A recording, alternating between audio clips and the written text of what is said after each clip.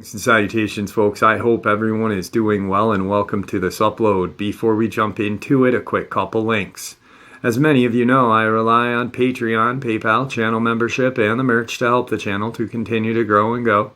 Links to Patreon, PayPal, and channel membership is in the description below. Merch displayed directly under the video. Also, Dogman, Frightening Encounters, Volume 1 through 3, the audiobook versions. They were written and researched by Tom Lyons, narrated and produced by me, Jeff Nadolny. These audiobooks are available on Audible, Amazon, and iTunes, links to which are also in the description as well. Also, myself and Mr. Haunted, Jimmy Petanito, just finished our book. It is called Cryptid Chronicles, From Crawlers to Giants. The book is available on Amazon. The link to that book is also in the description as well. And finally, if you'd really like to help support the channel to continue to grow and go, simply subscribe. It does not cost a cent. Click that like button. It takes half a second. If you don't want to miss out on any of the informative uploads that I put out daily, click the bell icon. And folks, please leave a comment and share the video. Why? Well, these things really do help the channel to continue to grow and go. They definitely do matter, and they are appreciated. And with that, I have taken far too much of your time. Let's jump in to this upload, shall we?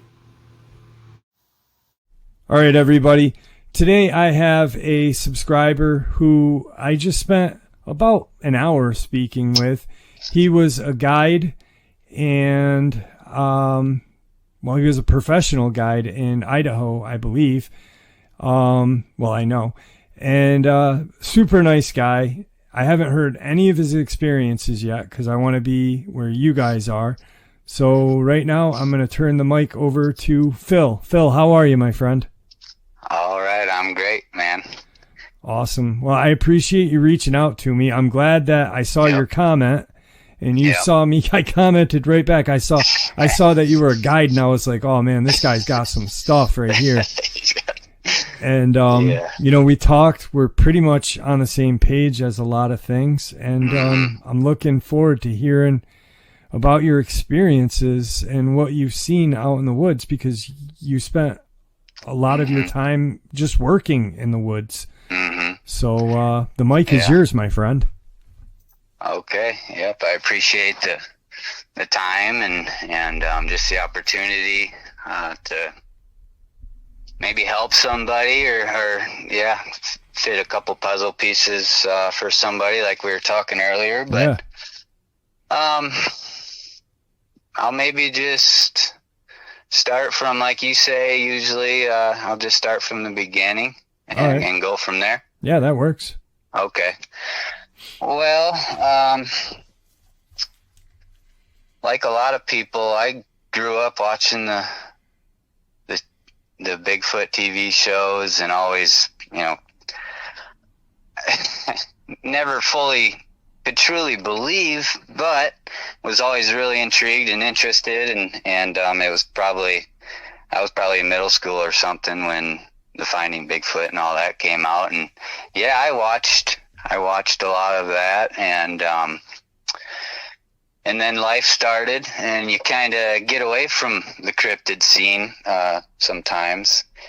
And so fast forward, I was 19, and I grew up in Iowa, and I moved out to Arizona, and ended up staying in the mountains for like 15 years, and guided hunts in Idaho and Montana and Colorado, and managed some guide schools along the way. And so anyway, it all started really with me moving out west to Arizona. And when I got out there, we we started camping and mountain biking and living the desert life, which was totally new to me. I chose Arizona, because my grandpa got older and moved out there, so we'd visit him. But so anyway, The first strange thing really that ever happened to me that I really can't explain was outside of Phoenix. I was living in Tempe, and we would go to Coon Bluff State Park. Just, I don't know, half-hour drive from like Tempe, and you go through Apache Junction, Mesa and Apache Junction, and get onto the desert. And so me and a buddy were out there, and we'd call it cowboy camping, but sleeping bag next to the fire and sleeping under the stars, and college age, so we were having a couple beers, and we walked back to the truck, and nobody else was there, middle of winter. And we look over, and above where we were camping was, I suppose it's, the place is called Coons Bluff, and it's a bluff there that people would, I had seen, kind of rock climbing. I saw them rappelling off this bluff, probably like a 40-foot, straight down to the Salt River. Just a small. Well, in the rainy season, that river isn't small, but at the time, just a small. Of course, there's not much water in the winter time in Arizona, but right. So anyway, we on top of this Coons Bluff is just a red light, and it was a little too far away to, knowing what I know now, was it two red glowing eyes? I don't think so, but that was obviously not what I was thinking. It was just a stationary red light that just appeared while we were standing at the back of the truck in the parking lot, and didn't move, no noise, no nothing, and it's like, okay, somebody's must be up there, right? Like, logical answer. And for a couple hours, just that red light just stayed right there. And so, not a big deal. In the morning, we scrambled up there from the backside and checked it all out, because it was significant enough where we're like, okay, in the morning we're going to go check this out. We just fell asleep. We just ended up going to sleep in the light. And anyway, so didn't see any sign of anything. We hiked around up on that bluff for all day, and we weren't doing any investigation. We were just going for a hike. But right. So fast forward a few weeks, and I'm out there camping and by myself, just kind of, I don't know, maybe it was school winter break or something for school. I was at a community college, and anyway, I'm by myself. I'm like a quarter mile from Coon Bluff, from the actual campground, and small campground. I'm upriver from the campground, a quarter mile maybe. There's a pack of wild horses that probably still to this day you could go see them. And I just remember seeing them that day or the day before, and had my dog with me, I guess. But so I'm in my tent one night, and I'm camped kind of off the river, like 100 yards, and I'm near a dry creek bed, and it's kind of a brushy area. It wasn't full of just cactuses. We're in the river bottom, so it was like, I don't know what kind of trees anymore, but if it was some kind of an oak brush, and some cottonwoods maybe. But anyway, I'm right up off this dry creek bed that when there was water in that creek, it just, of course, went right into the Salt River 100 yards away. And crawled in my tent,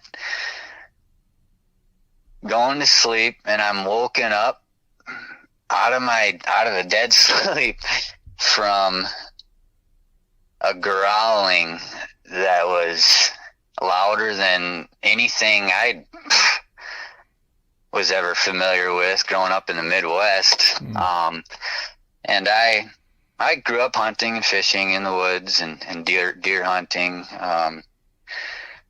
Wasn't real familiar with bears at the time, I guess, but I knew there wasn't any bears there, and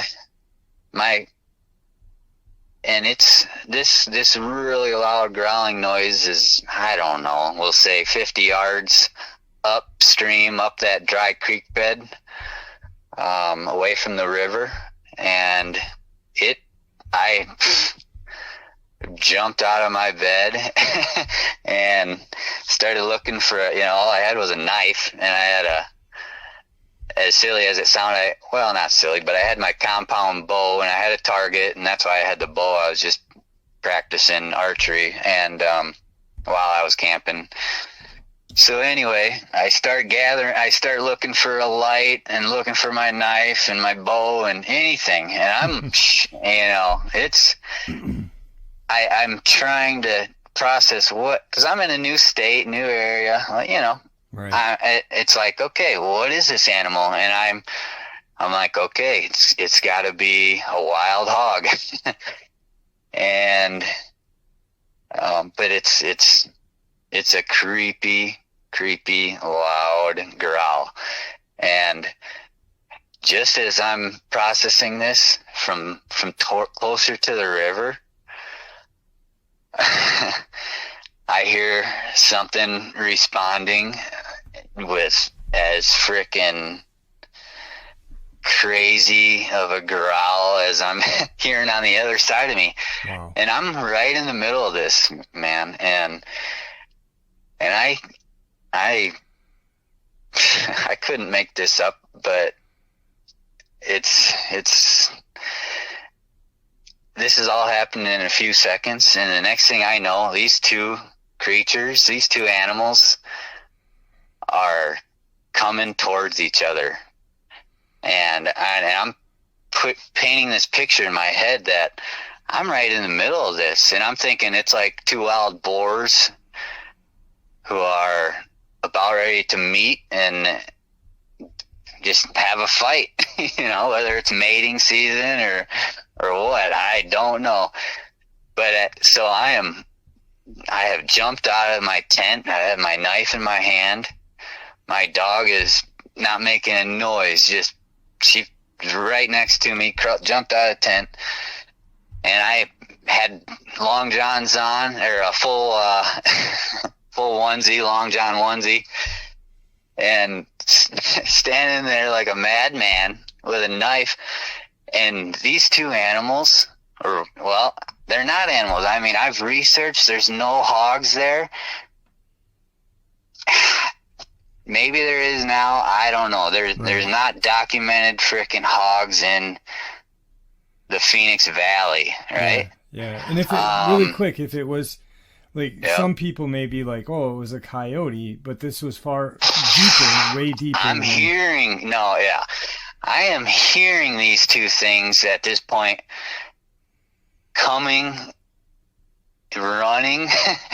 It was like, I'm thinking I'm going to get ran over. It was like, I'm not saying the ground was shaking and everything, but I am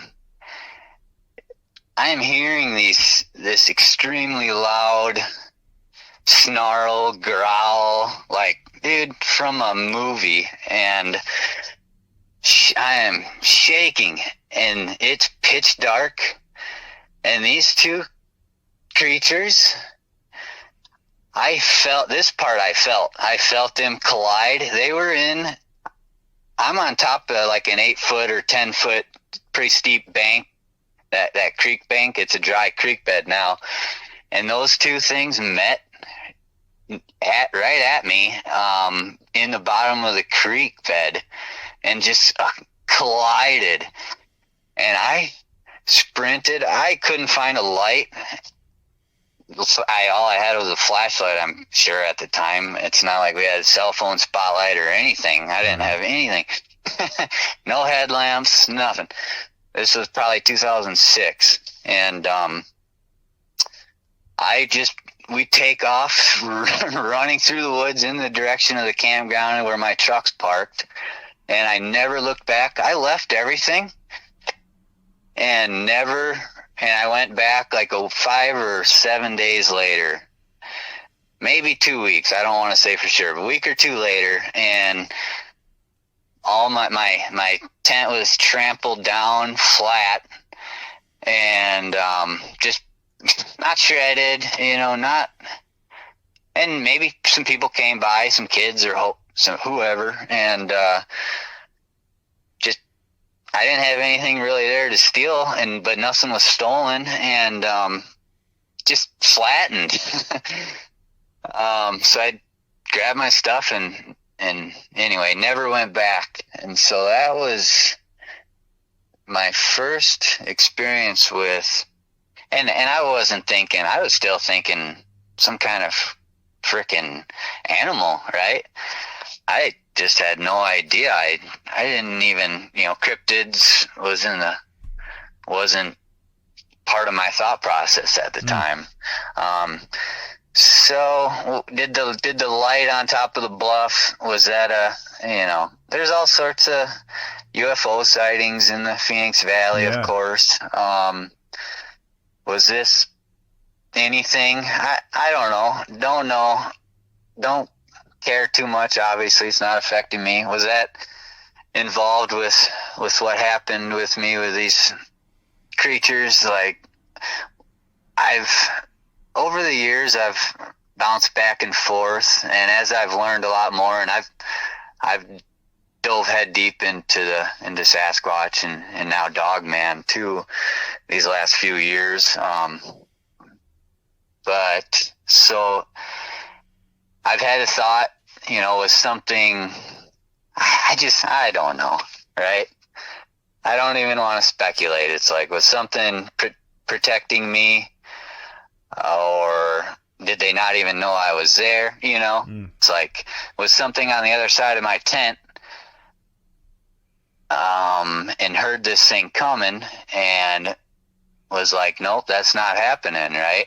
And met this animal or this creature or whatever, and just stopped anything from happening. And I was out of there. I was running through the dark, trees in my face, getting whacked by everything. And so anyway, that's when I'm 19 or so. And now we can. No, that's if I'm not mistaken. Yeah. Just by judging from where you're talking, Maricopa County. Oh yeah. Is that the Gila River or no? I want to say it's the Salt River. Okay. Oh, that's the name of it, the Salt River. Okay. Salt River, yeah. Coons Bluff State Park. Okay. Yeah, I'm not really familiar with the rivers in that area, but I knew Coons Bluff was like Maricopa people County. People tube down that Salt River like crazy, and in the summer, and it's a big destination, and but you're out there, we're 25 minutes out of the city, and so you're in the desert, and your listeners in in the area are gonna know what I'm talking about, but most definitely. Yeah. So, fast forward. It's hard to. I'm just gonna jump right ahead to whatever you're comfortable with, brother. Yeah. This is your show. Yep. I'm gonna go ahead and. So it's 2018 now, and at the time of this, and it's late August, and I'm a hunting guide in Idaho, and elk season's right around the corner, a week away, 1st of September for archery. I'm around the Frank Church. I'm kind of right right near the border of the Frank Church River of No Return Wilderness area. The closest township, the closest township is Edwardsburg, Idaho. There's an airstrip there, and there's a park ranger cabin, and a lodge that I guess has reopened now, and they sell food. And I ain't kidding you, 2.5 hours down a gravel road to anything. We would go 3 hours or 3.5 hours one way to a decent, good grocery store. Right. So you're out in God's country. Yeah. Yep. North central, kind of central Idaho. And we're there packing in our couple backcountry camps. We're packing in a bunch of hay. It's all horse and mule. It's a horse and mule operation. So it's a week before the hunters get there. There's me, another guide, and our wrangler cook are the three that are around and setting camps and stuff. And so one afternoon, I'm with our wrangler cook, Tess, and we were together. We went there together. We were dating. And so we have the horses staged up on the mountain. We're a half hour from Edwardsburg, the township. It's not a town, but there's a remote airstrip, a Forest Service airstrip there that it's open to public. There's like 28 remote Forest Service airstrips in Idaho, and they're all open to the public pilots. And that's really it. It's one of the things that makes Idaho a special place. And it helps, it makes some really deep wilderness areas accessible. So it's an afternoon, and we're up feeding these horses. We got them staged at a trailhead, and we had an hour to burn. We had probably around, at the time, like 22 horses and mules, and we were staying down at a cabin near Edwardsburg, and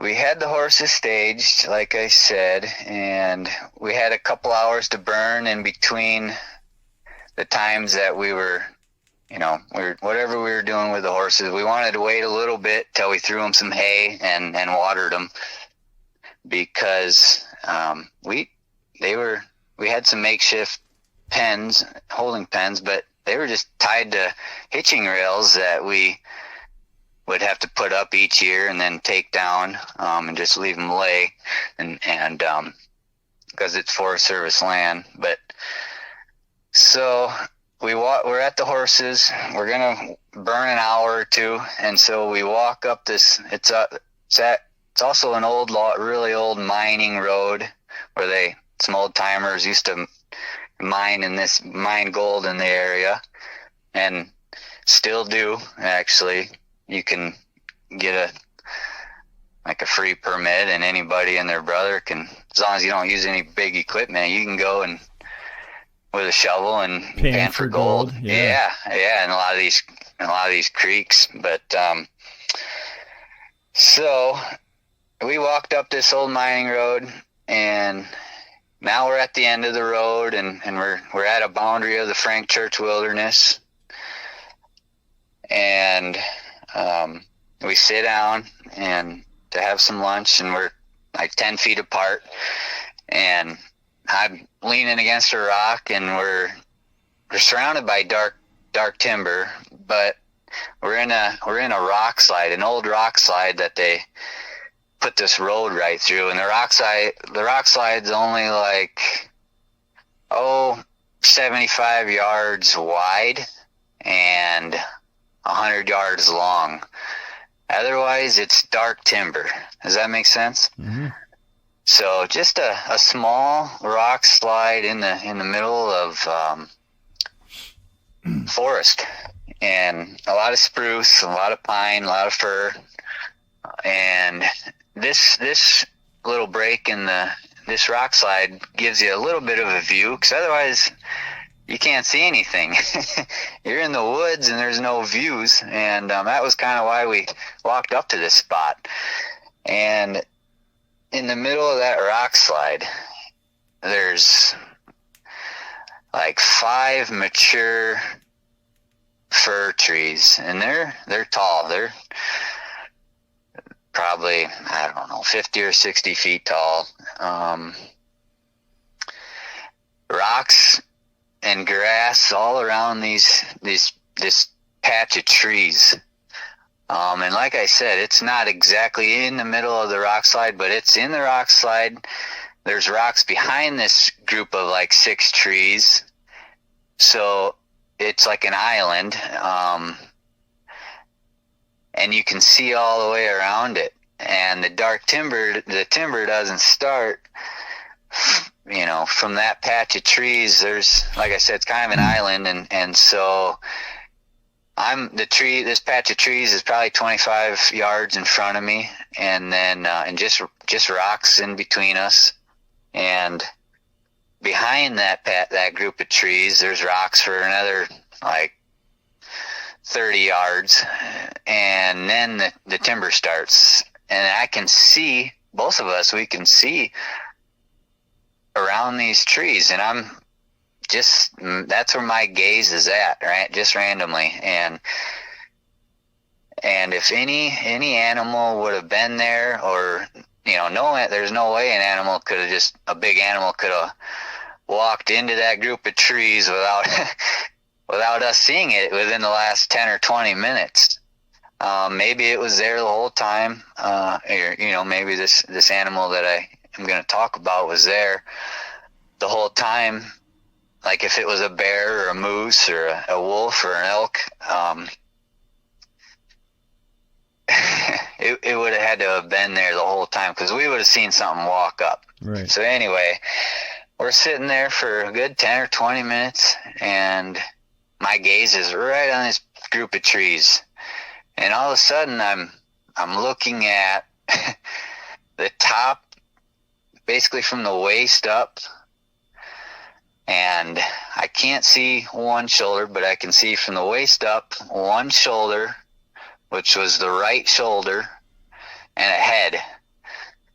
And it's just a massive black blob, really. It's, it's in the shadow, and so my gaze catches this spot, and it's like it was just a black outline, so my brain starts eliminating or thinking, okay, what is this? Is it a moose? No. Is it an elk? No. Is it a bear? Okay, maybe. This bear, I must be looking at a bear climbing this tree, right?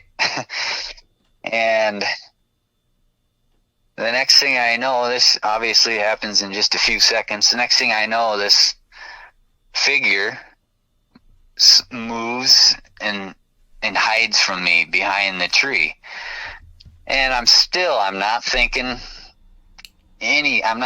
Sasquatch. I'm not thinking Dogman. I'm not thinking anything like that.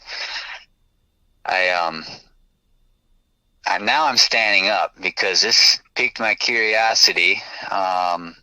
And I'm expecting to see this bear. What I'm thinking has got to be a bear at this point. Right. I'm just expecting it to climb this tree, or climbing down from this tree, and moving on. And I picked up a rock. I threw two. It sounds. I don't like to make a lot of noise when I'm in the wilderness.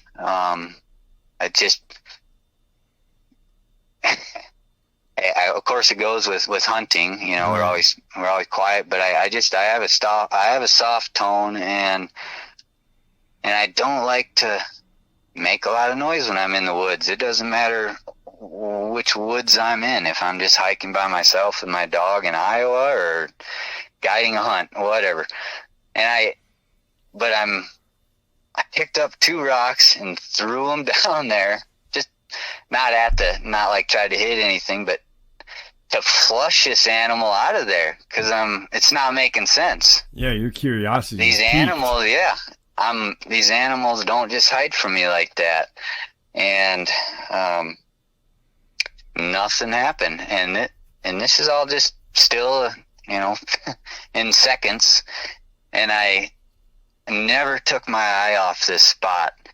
And I said out loud to Tess, I said, I'm going to walk down there. And at this point, and she's been looking down there too, in the same spot.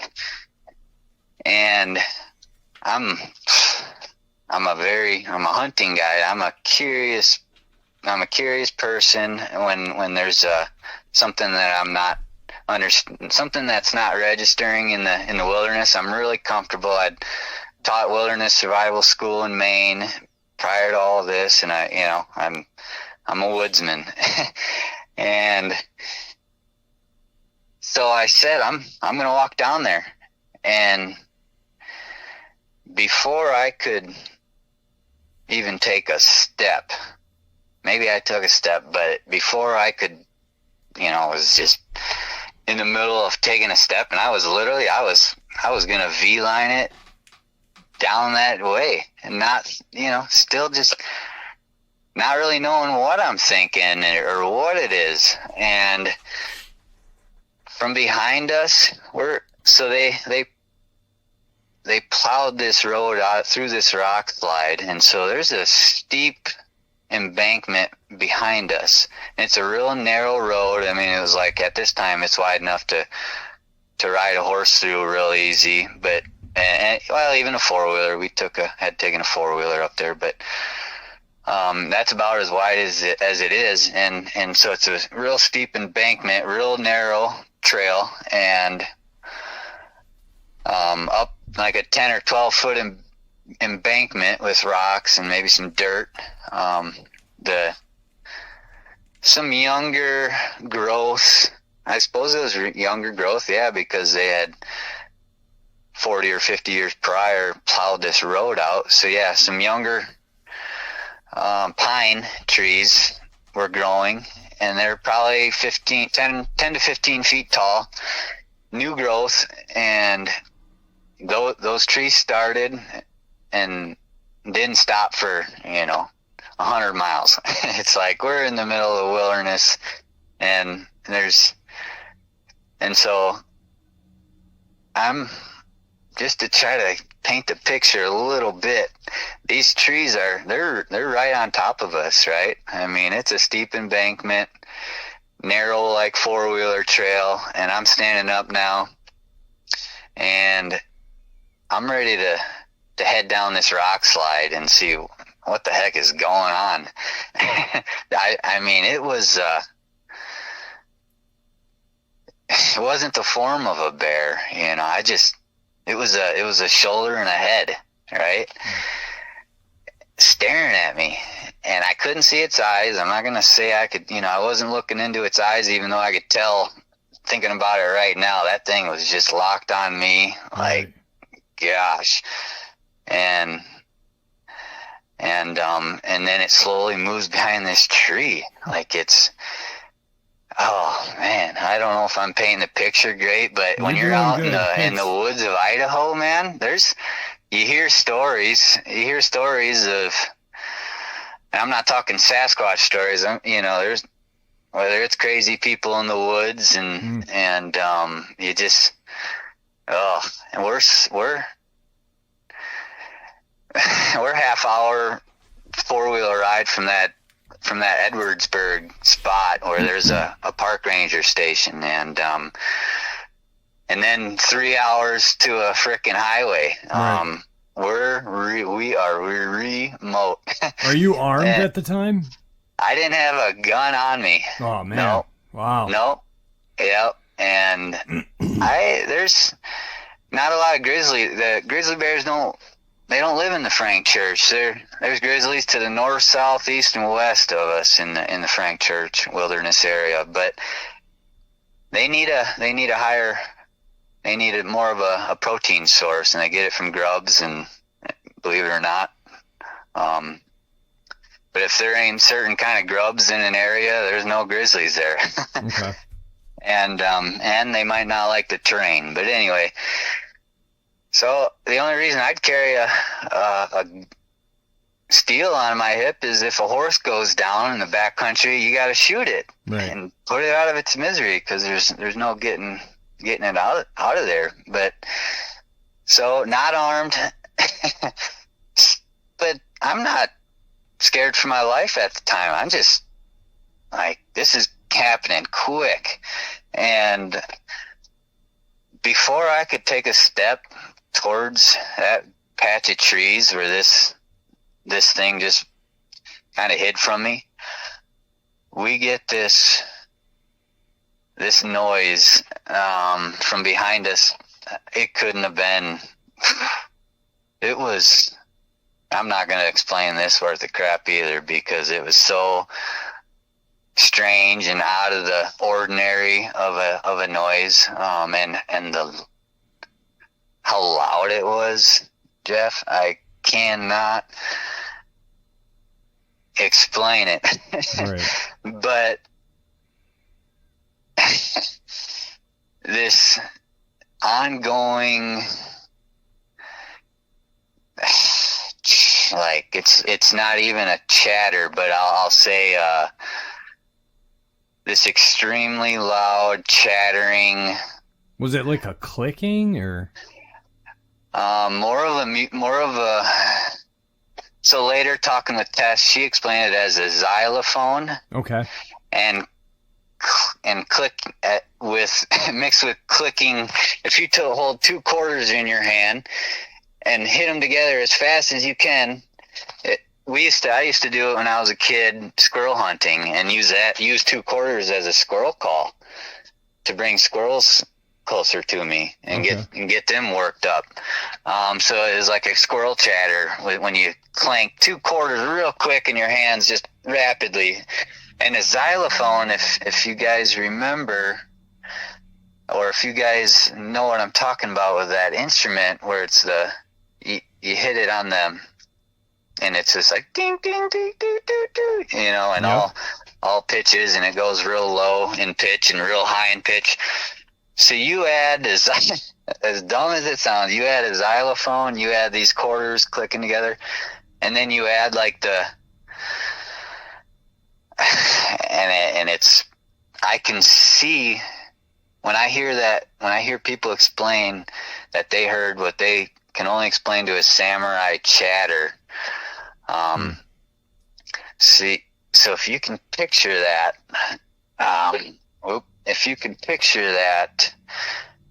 in your ear, extremely loud, coming from right behind us, right above us, right behind us, and it was like a cadence, it was like a communication thing, but it was the most abnormal instrumental.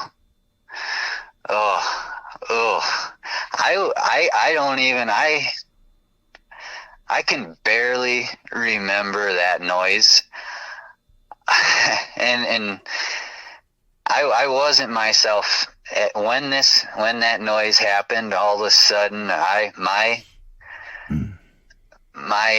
curiosity, my comfort level, just was gone. And I looked at Tess, she looked at me. We were just, I don't remember. I can't, I'm not just going to make this, I'm not just going to, I know we looked at each other, and I can't tell you how usually if something around me piques my interest, I'm a curious guy, I don't get scared easy. I check things out when I'm out for a walk in the woods, or if I'm, hunting or guiding a fishing trip or whatever, pack trips. I mean, I've trained Green Berets in the mountain for a week at a time to prepare them for a upcoming deployment. So they, know horsemanship skills and that kind of stuff for these special forces guys. Like, I've been in a lot of different situations, and with bears and grizzlies and bad horse wrecks and the whole 9 yards. So I don't run from fear. Things slow down for me. I'm a veteran, actually, and got some real cool training and spent a short time being trained by actually some instructors who were, Navy SEALs, and I wasn't in that community or anything, but I've been through some cool training, and I was good at what I was doing while in that kind of high stress training environment. And things slow down for me. I think clear in a stressful situation, and that was, I think I got that slogan from the military. But when this noise, when you're in the middle of nowhere and something like that happens, I don't know that you hear the term in the Bigfoot community, you hear the term where you're zapped. And not saying that I was zapped. I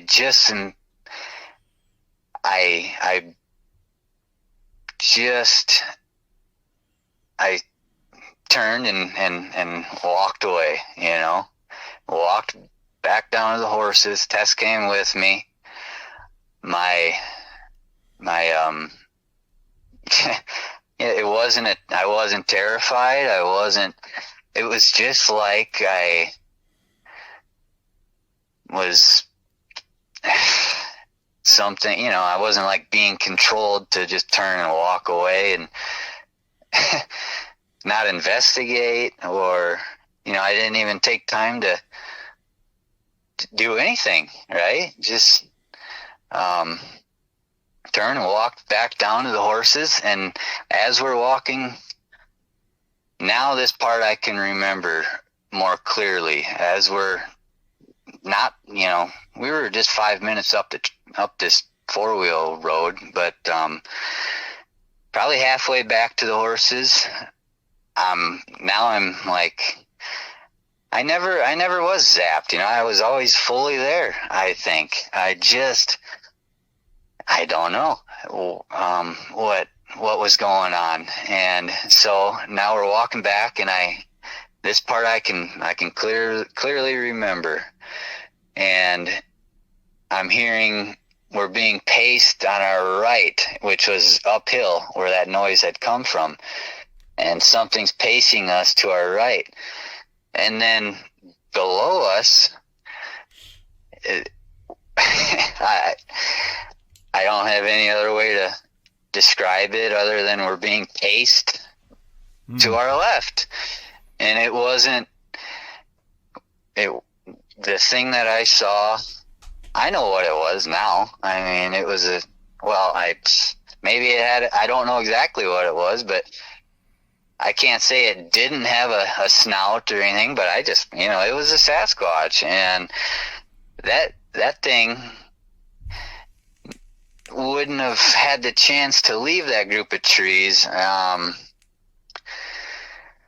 So there's obviously another one that was to our right the whole time, downhill and to our right. So as we turn and walk back down the hill a little bit towards the horses where they're staged.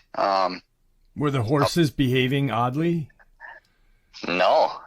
Okay.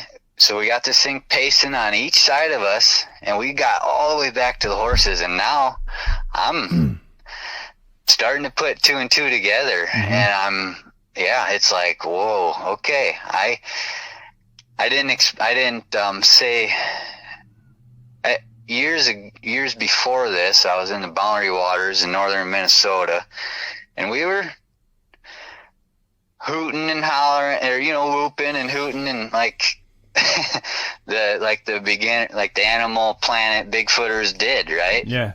Hitting trees every once in a while and just being silly, and that.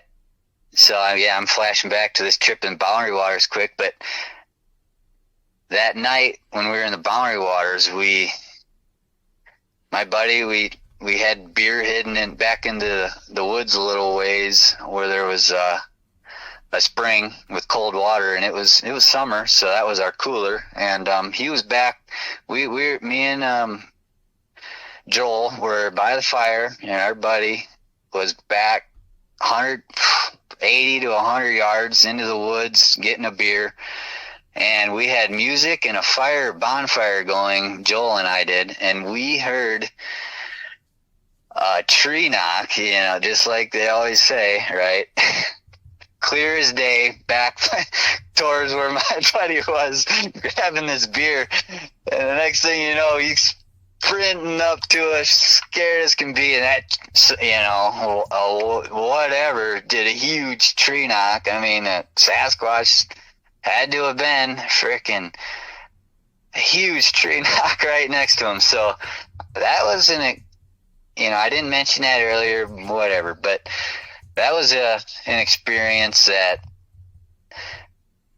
I was like, whoa, maybe Bigfoot is real. I mean, that was just a tree knock. I mean, it could have been anything, right? I didn't see a Sasquatch knock a tree, right? So who knows? I go by logic, and I'm a lot more open to things, of course. Right. So you jumped on that. You jumped over to that story that you were with. What happened back with that one? So people aren't confused. I don't want to confuse anybody. Yeah. What happened with which one? When you were with Tess and... Yep. I'm going to go back to that. Okay. So we're walking back, and I was explaining that Boundary Waters story because now we're back at the horses, and I'm starting to put two and two together. Like, I just saw the upper quarter. I can't say I saw both shoulders, just the upper quarter, like from the waist and the whole right shoulder and a huge head. The outline of this. Okay. And it's like, holy cow, we're back at the horses. I'm starting to put these two and two together as I'm being surrounded by whatever's walking just out of view in these trees around me and the horses and Tess. Wow. And the horses aren't going crazy. I mean, there's deer around, there's elk around. The elk and deer would come eat that hay that we have right next to the horses. And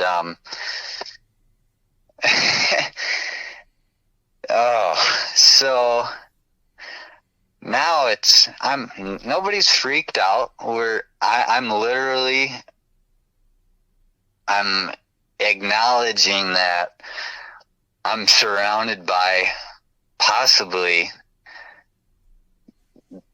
Bigfoot, and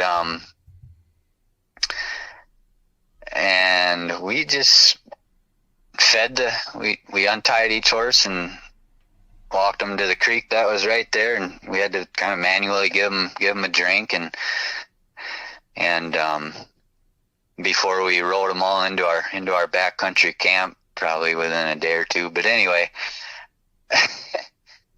it was just, and that's, I mean, there's no big, huge kaboom ending where, the next thing I know, a Sasquatch walks out in front of us and all the horses. I mean, it wasn't anything like that. It was just that. Just eerie, that was, right? yeah. Yeah. That was it. How many do you think, like, I know that you had clearly at least seen two that you saw. But did you feel like clearly saw one? One? Okay. Yep. But you pretty sure that there was another one because that one couldn't have moved like that one. Yeah. No. So you think there's about two more out there? Yep. And that just started walking with us back to the horses like they do it all the time. And so I started thinking back, like, gosh, this past couple of weeks that we've been coming up here every day, I'm constantly hearing footsteps, and I'm just playing it off because there's deer crap and deer tracks next to this hay, right? And we'd see deer, and so. And it's fall, right? Around fall. Oh yeah. So I mean, the woods make a lot of noise, just settling down as seasons change. Yep.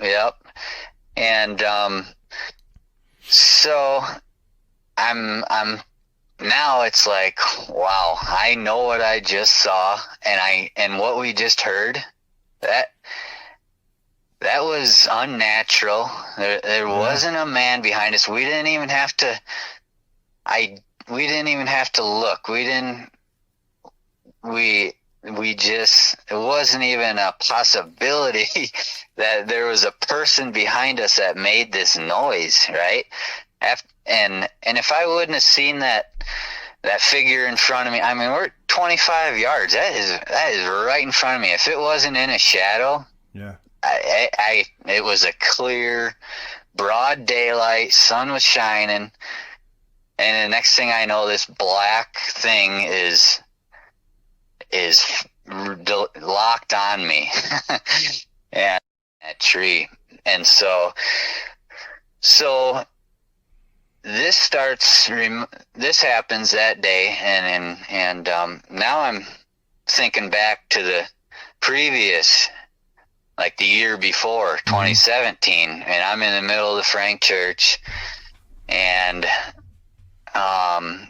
me and another guide, we were the youngest, and we would switch each morning, and of getting up at 3 a.m.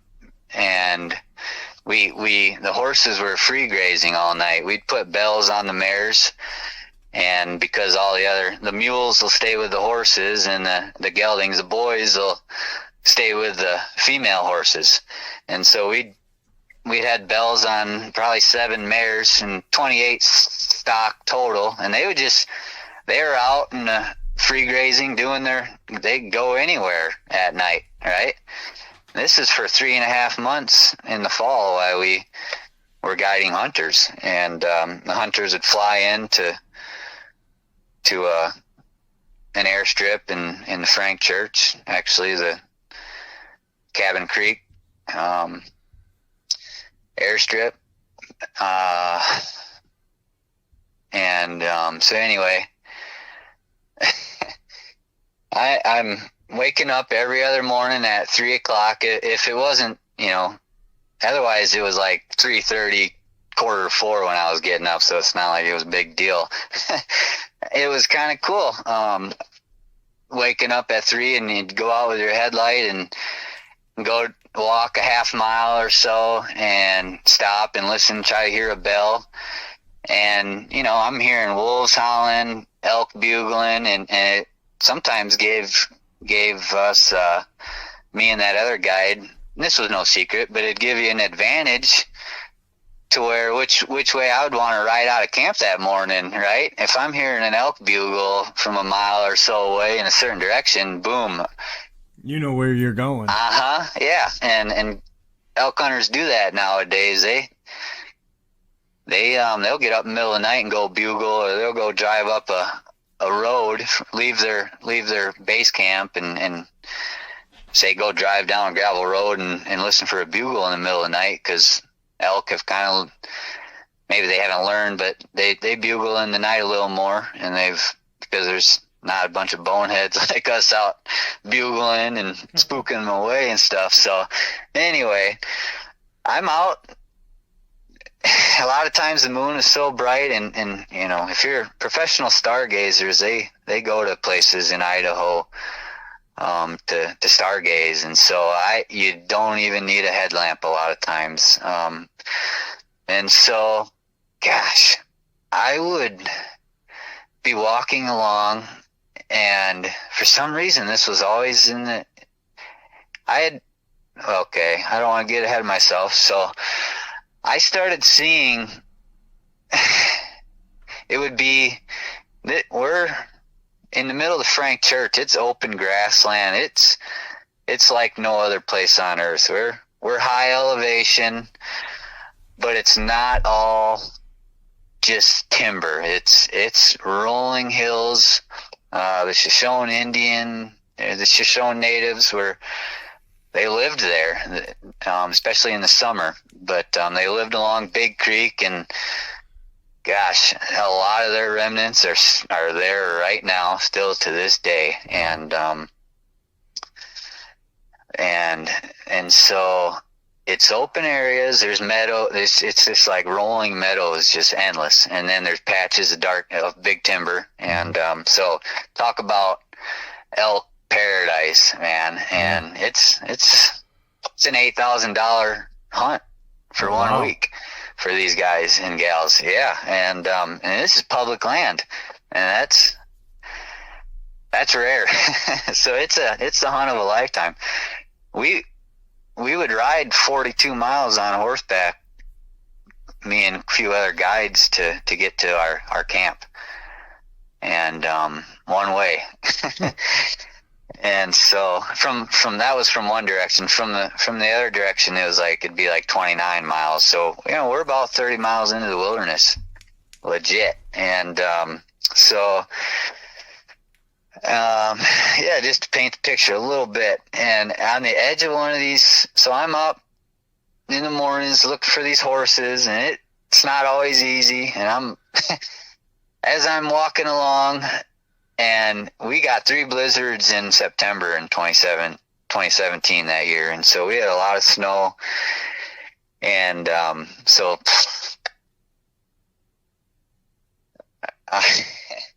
I'm walking along one morning, and I see this out in the middle of the open, this pile of spruce boughs that are broken off a spruce tree, green, and in a pile, not around any other tree. And I live to track. I'm always tracking, whether it's just, you get addicted to it. Any hunter a lot of hunters know, and trackers and trappers know, you get addicted to looking at tracks. And so you try not to look down the whole time, so you might miss animals, but I'm do a lot of tracking, and still to this day, and I've taught it, whatever. But so I see this pile of spruce boughs. It's like a circle, the size of, oh boy, the first thing I'm looking at right now, like the front hood of a truck is about the size of the circle. And I know a hood of a truck isn't exactly a circle, but you get the idea. And it's like a 1.5 foot tall. Okay. Of bouncy, right? A spruce bough. Yeah. And something had broken each green spruce bough, but there wasn't a track. There wasn't a track to it. And this didn't just happen once, and it didn't just happen in one spot. And it was happening after fresh snowfalls, where it is impossible. Right.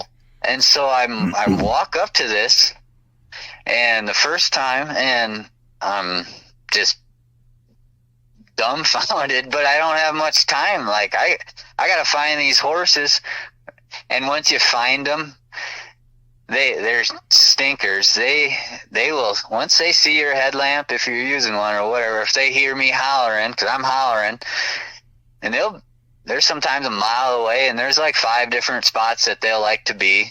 And so you get to a high spot and you listen, and then you walk and get to a high spot and you listen.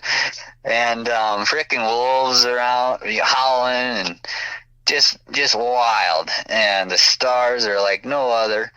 And so, yeah, those horses and mules, the mares would, once they hear you hollering, a lot of times they'll stop and they'll freeze, and so their bells don't jingle, so you don't know where they are. And so it's like I'm moving because I gotta get these horses, and once you get to them, they'll start running back to our camp, and it kind of wakes the hunters up. It's kind of a cool thing for the hunters that there's all of a sudden there's 28 horses running through camp into the pen where another guide that spreads out, grain. Yeah. And that's what gets these horses running back every morning, because they're like, okay, yep, we're going back for grain. And then we got to saddle them, eat breakfast, and we're out riding still an hour before daylight, right? And so the first time I seen this pile of spruce boughs, I don't have much time to like investigate. It's dark out, and gave me the chills, and there's these so I'm thinking, okay, the hunter, another guide and a hunter must have sat here yesterday or whatever, and just blew it off. And then I don't know how long later, whether it was 2 days or a week, but probably 3 more times that fall, I would find that exact same thing. And it was a lot of times it was set up like it was over, like it was watching the horses, which is strange too. Yeah. Not really, but I would go back, so I'd find these piles of spruce boughs, and I'd see them during the day when I was riding with a client or two, and I would ride and at least once, maybe twice during the day, I walked or rode our horse over to this pile of spruce boughs and just got off my horse and really kind of investigated it. I mean, there's no trees around. Right.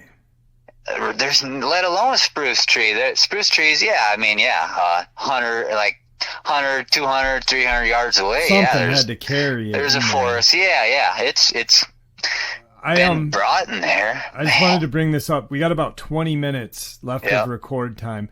But I wanted to ask, so what do you think these things, because you had said that they usually occurred after a snowfall. What do you think, they were sitting on them, and was there any scent around there? No, never scent, never tracks. I'm not saying that it was always after a snowfall. I just know for a fact that at least once, if not twice, it was after a fresh snowfall. Mm-hmm. I mean, there wasn't tracks around it even, period. Which is weird. Yeah. Green. Because something like that just doesn't, you've got a clearing. Unless something just can appear and disappear. Yeah. Right? Yeah. Yep. I mean, it's like the only other way of explaining it is that it just magically dropped out of the sky and landed there. Mm-hmm. And I have the chills from head to toe right now, and it takes chilling just to even imagine, because just so if you don't mind, I want to ask just so my understanding of it, and maybe other people will help understand them understand. Mm-hmm. So pretty much you're 200-300 miles away, or whatever hours, you're 3 hours away from any civilization, in the middle of God's country, some fresh snows down on the ground, clearing. There is no spruce anywhere within the vicinity of it just to fall. And they are stacked perfectly. Yeah. This beautiful kind of, I mean, that's the only other way of explaining it is it's got to be beautiful to see. up on Erie as well. Oh, I cannot explain, man. Wow, that's freaking amazing. The chills right now, and and where that was, this was the year before that first encounter that I just talked about. So yeah, where this was more than 3 hours. This was an airplane ride. Wow. I mean, the Frank Church it's the Frank Church River of No Return Wilderness Area, and it's kind of well known as being the most remote spot in the lower 48, and the way they judge that is how long does it take in help to get to you, even via aircraft, right? Right. It's kind of how they judge that. Just to give everyone a size of Frank Church River of No Return Wilderness, the size of this area is 2,366,000 acres of just wilderness. And I'm looking at a picture of it. Yeah. And it is absolutely God's country. It is beautiful. Wow. Yeah. And the thing is, it's surrounded by other national forests. And so it's like, that's what makes it the most remote, because it's surrounded by like the Bitterroot, I think, to the north or whatever, and the Selway or up there. And so does that make sense? It's this huge wilderness area, but it's surrounded by other wilderness areas and national forest lands, right? So it's talk about wild.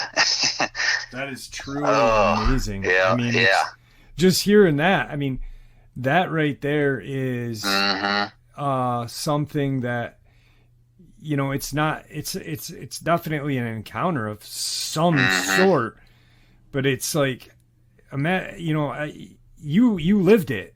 I'm just imagining coming out of my tent, looking around. Oh, it's a great morning. Yeah, and then canvas tents with wood stoves. There's a guide tent, a client tent, and a cook tent. Yeah. Three canvas tents, big ones. Yeah. And then kind of looking, and then you see this pile of spruce just placed in a circle.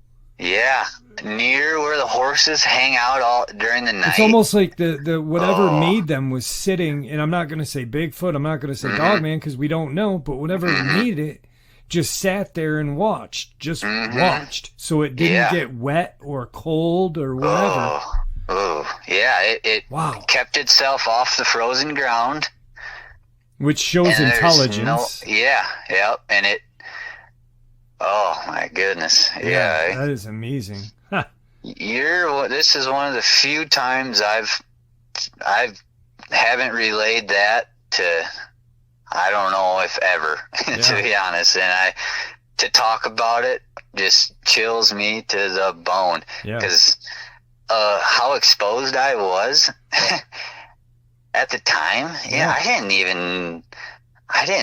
I mean, you're with hunters, but what if, you're with hunters, there's obviously firearms, but what if there's away. What if there's just say 10, 15 of these creatures, whatever kind of creature made these things lurking around?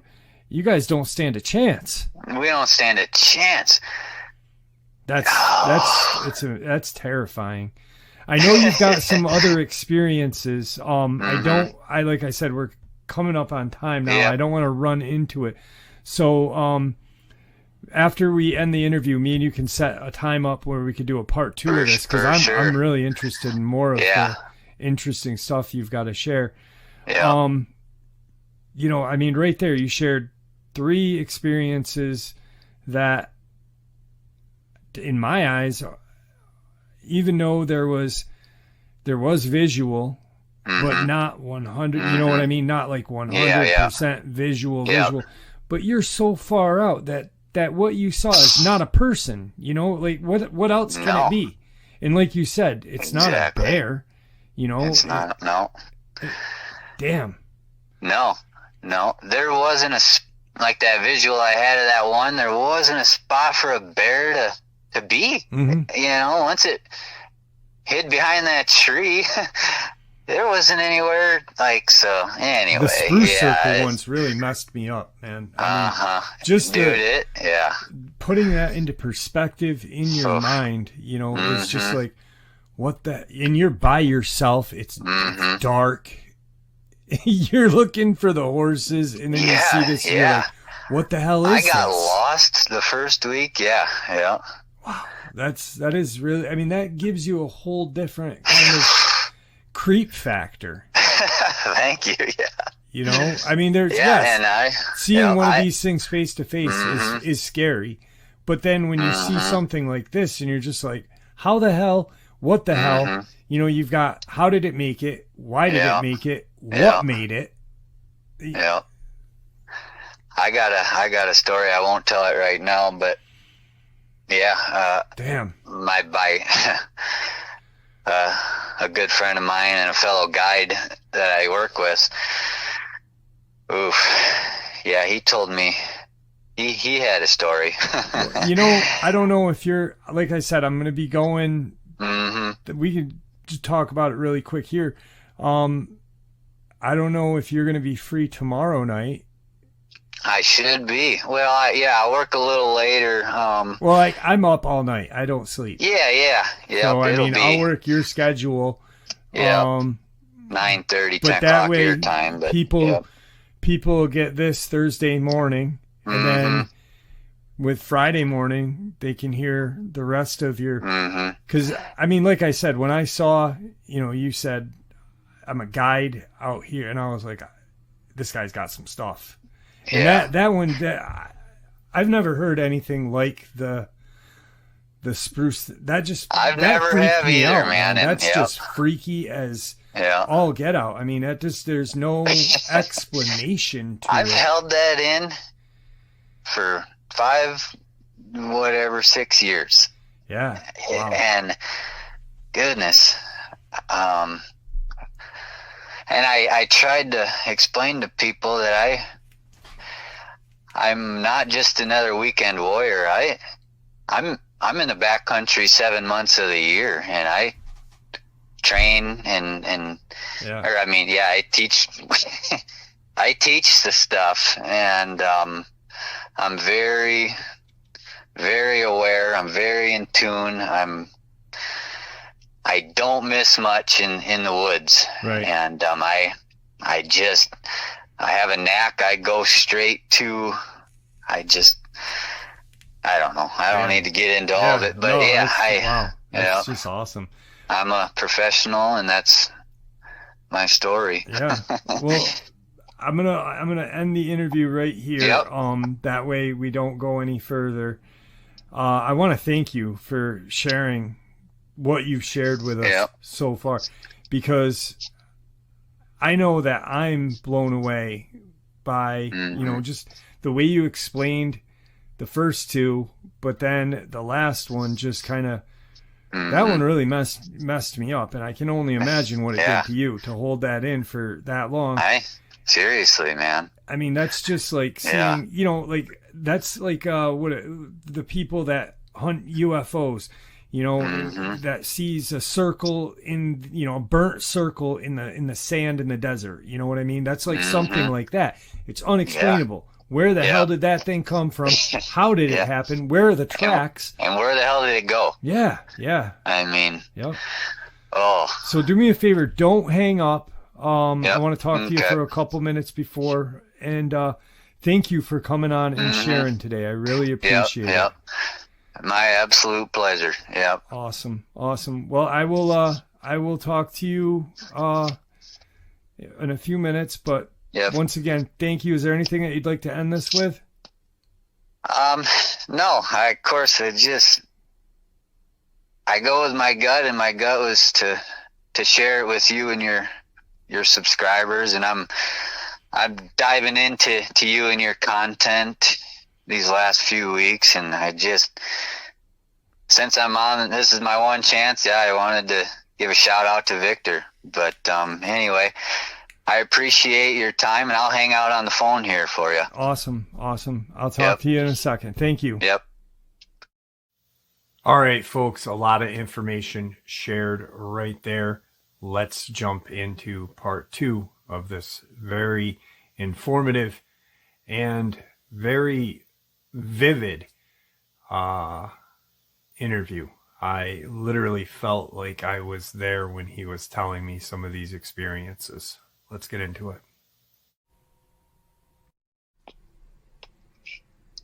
All right, everyone. Last night I had a subscriber on, and wow, what an amazing story that he had to share with us. And that word story, I'm not using that as like a fictional thing. He painted the picture. That's what I mean. He really, everything about the way he shared his experiences really painted the picture for us to put ourselves in his shoes. You know, how he described the wilderness, how he described the kind of spruce beds and stuff like that. And a lot of you guys seem to really enjoy Phil and him sharing his experiences. So like we said last night, we got him back. Phil, how are you? I'm great. Awesome. You know, and it was truly, and I talked to you for a couple minutes before, you know, I was blown away. Just, you know, the way you were able to share your experiences and really paint the picture for us. And I really liked the fact that they weren't like right in your face. Like the Dogman was, or Bigfoot was 30 feet away, and they were there, and I knew they were there, and they were leaving these signs, like the spruce beds. There's no way of them happening in nature or natural, and there they are. No tracks around, no nothing, but there they are. So, I mean, great storytelling, and I appreciate that. And from the comments, everyone else did too. So, I know that you had kind of left something off about the spruce beds and stuff like that, and you wanted to get into that quick and then jump into some experiences. So I'll kick the mic over to you, and you can share away. Okay. Yeah, I sure appreciate that, and your subscribers, just going through the comments today, and I was able to respond to some, and then maybe I'll go through again tonight. But to me, I left out what maybe you could call it a significant fact from that pile of spruce boughs, and I hope the listeners watch our first interview from the night before, last night, and not this one first, because they're going to wonder what the heck we're talking about. Yeah, I'm going to put part 2 on this. Oh, there you go. People... Yeah. So I'm just going to them that pile of spruce boughs, and when I was taking a close look at them in the daylight, there was a slight depression in that pile. I know I said it was 1.5 foot or 18 inches thick of spruce boughs, and there was a slight depression on the, I guess, kind of the top layer, and you can tell if part of, as a tracker, one thing they look for is just a leaf that is turned over when the other leaves maybe aren't. and that can tell you, can paint a huge picture, or it can put a put a huge puzzle piece to your puzzle if you're tracking a certain animal. Right. And the smallest thing out of place. Mm-hmm, yeah. And that top layer of them spruce boughs was underneath a spruce bough. It's green, bright green on top, and then underneath is a little lighter of a color. And they were laid down really nice. However, that top layer, it was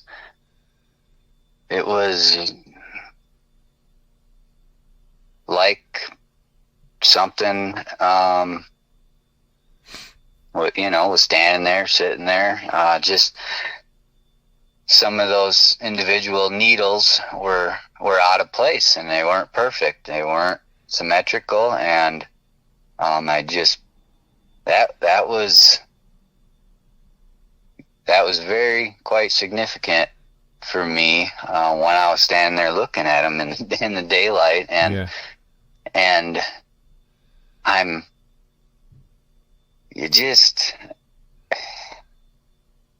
had no, we don't need to get into that whole story, but I had no answers, and that was a whole nother thing, and I left it out last night on accident.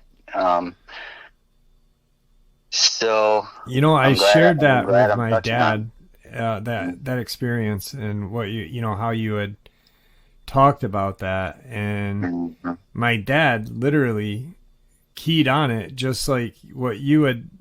He was like, maybe they were sitting on them watching the horses, or watching you guys, just sitting, observing, keeping their feet or their bottoms warm, and or keeping their tracks cleaned up. Yeah.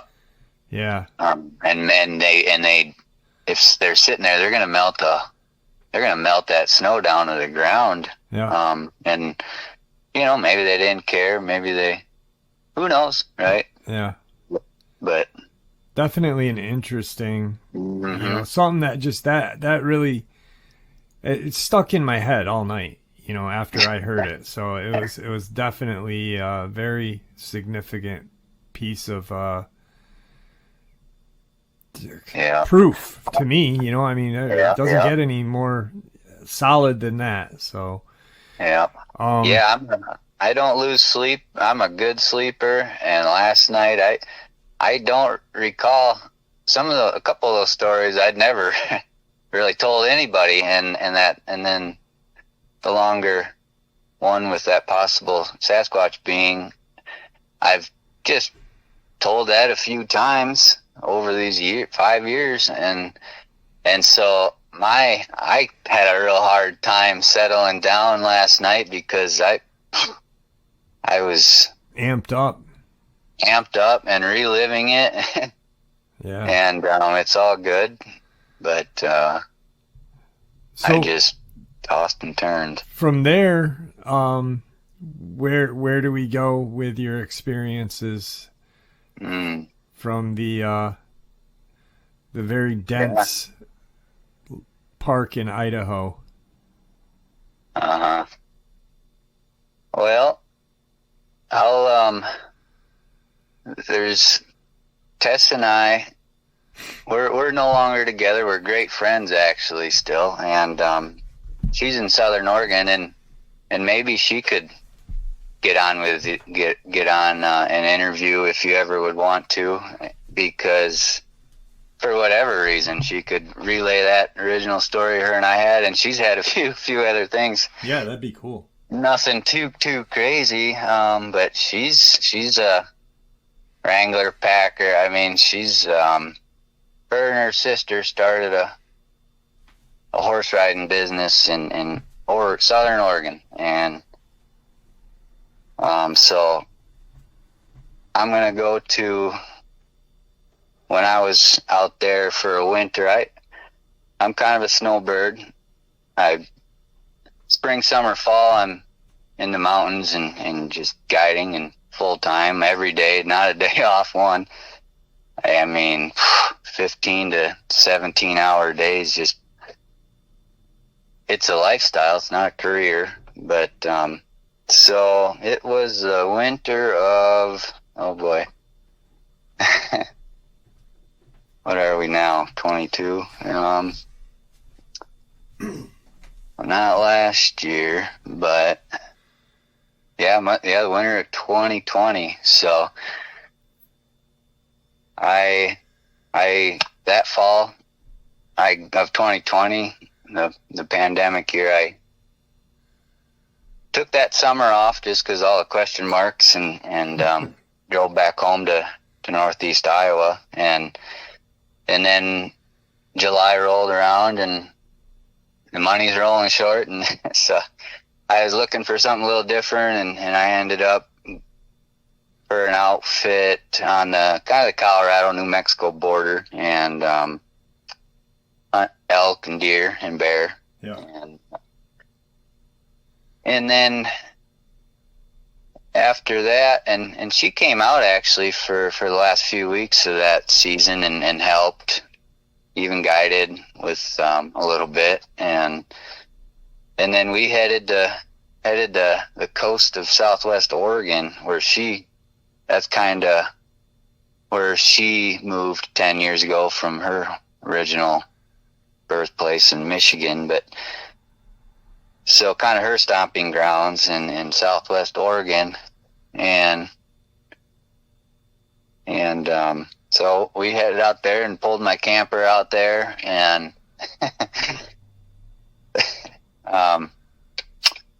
just drove up a Forest Service road and found a cool spot and parked my camper. And so we're outside of Williams, Oregon. That's a real small town. Anybody that's interested, you're going to know right where we were, and that's great. And just 6 miles outside of Williams, up a Forest Service road, and we did a lot of hunting, and turkey hunting and deer hunting. The seasons run a little later in Oregon, and so we were able to catch that in December and in January too, because the elk season in Colorado ended in November. But so we're out doing a lot of hiking and hunting, and she was helping at a horse boarding place just down the road, and I wasn't working, so you get bored, right? And you got to do something. Yeah. So a lot of hiking and exploring, and anyway, we have a mule, her and I together. We have a mule together. That's funny, but and so I was training this mule. Actually, we bought it that winter, and that was my project in January, kind of all late winter and into spring. And now that mule that we bought for $100, I'm not exaggerating. She's a $15,000 animal right now. Wow. If we'd never sell her, but because she's been a guiding. She'll lead a string of 18 horses and she's done it plenty of times. But so anyway, I'm kind of training that mule. She thinks she's a horse, but so one day we go out on a regular. They're old mine. They've mined on these Forest Service roads too, but definitely the lumber company made these roads, or some miners as well. There's gold in that part of the country too. But we're walking up one of our regular ones, and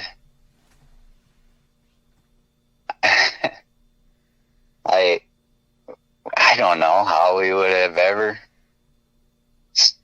started talking about this particular subject. It's not strange that we were talking about Sasquatch in that scene, but we were thinking, what is something that we knew about the structures and just that's cool and that's its own thing. Right. And that can be that's obviously proof right there that something's out there. But so we're thinking, we got to laughing because I don't know if it was her or me, but we started talking about, well, the best proof or the best sign that we could get right now would be a fresh pile of scat. Yeah. I don't want to swear, because unless, but you know what I'm saying. Yeah. And yeah. just and it would have to be there's some bears around, and I know bear scat, I know lion scat, I know it all very well, but just a heaping pile, Big old pile of Sasquatch crap, fresh scat, because we'd heard about telepathy and kind of the mind speak and that whole thing, and so we talked about it and joked about it a little bit, and I am not making this up. That day we came across and we were talking about it out loud, and maybe this creature could have heard us. I'm not saying this part of the story is telepathy, but we walked right up to a huge, abnormally, you can tell the difference of human type bowel movement than an animal. It's just right. Everything about it's different than from a bear. Well, not everything, but it's so we walk up to this fresh, I frickin', like I often do, I'll put the back of my finger close to scat, whether it's elk or deer if we're hunting or something, and just to try to feel some warmth, and most of the time I end up kind of with the back of one of my fingers touching it, just to see if there's any warmth still there. Yeah. And that's what I did, and it was warm. Wow. And now, not being gross, not being but there's a distinct, warm, or was it, had it been sitting for, because obviously it's coming out of a living creature, so it's going to be from 98 or whatever degrees. Was it winter? Was it fresh warm, or how fresh warmth would you say? Well, it's winter in southern Oregon, and we're in the mountains, not real high elevation, but it was 30s, in the 30s. Wow. Maybe 40s. It was cold. And I know that I went over that maybe we talked about it, or it went over in my head. But I had thought, how long would it take for this to cool down? And I don't know, but it was just slightly warm to the touch, and that's all I know about the temperature. Right. just it was, and it wasn't anything but an absolute. It just looked like an absolute huge human type, with texture in the form. Human type. Wow. Human like, and yeah, because there's a difference between. We had just talked about it, and was there any kind of not like and that's I enjoyed your experience last night, because I mean you painted the picture. You painted what was there. You didn't paint what you thought was there, you know.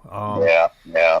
Was there, other than the scat, I mean, did you kind of hear anything? Nothing. No tracks.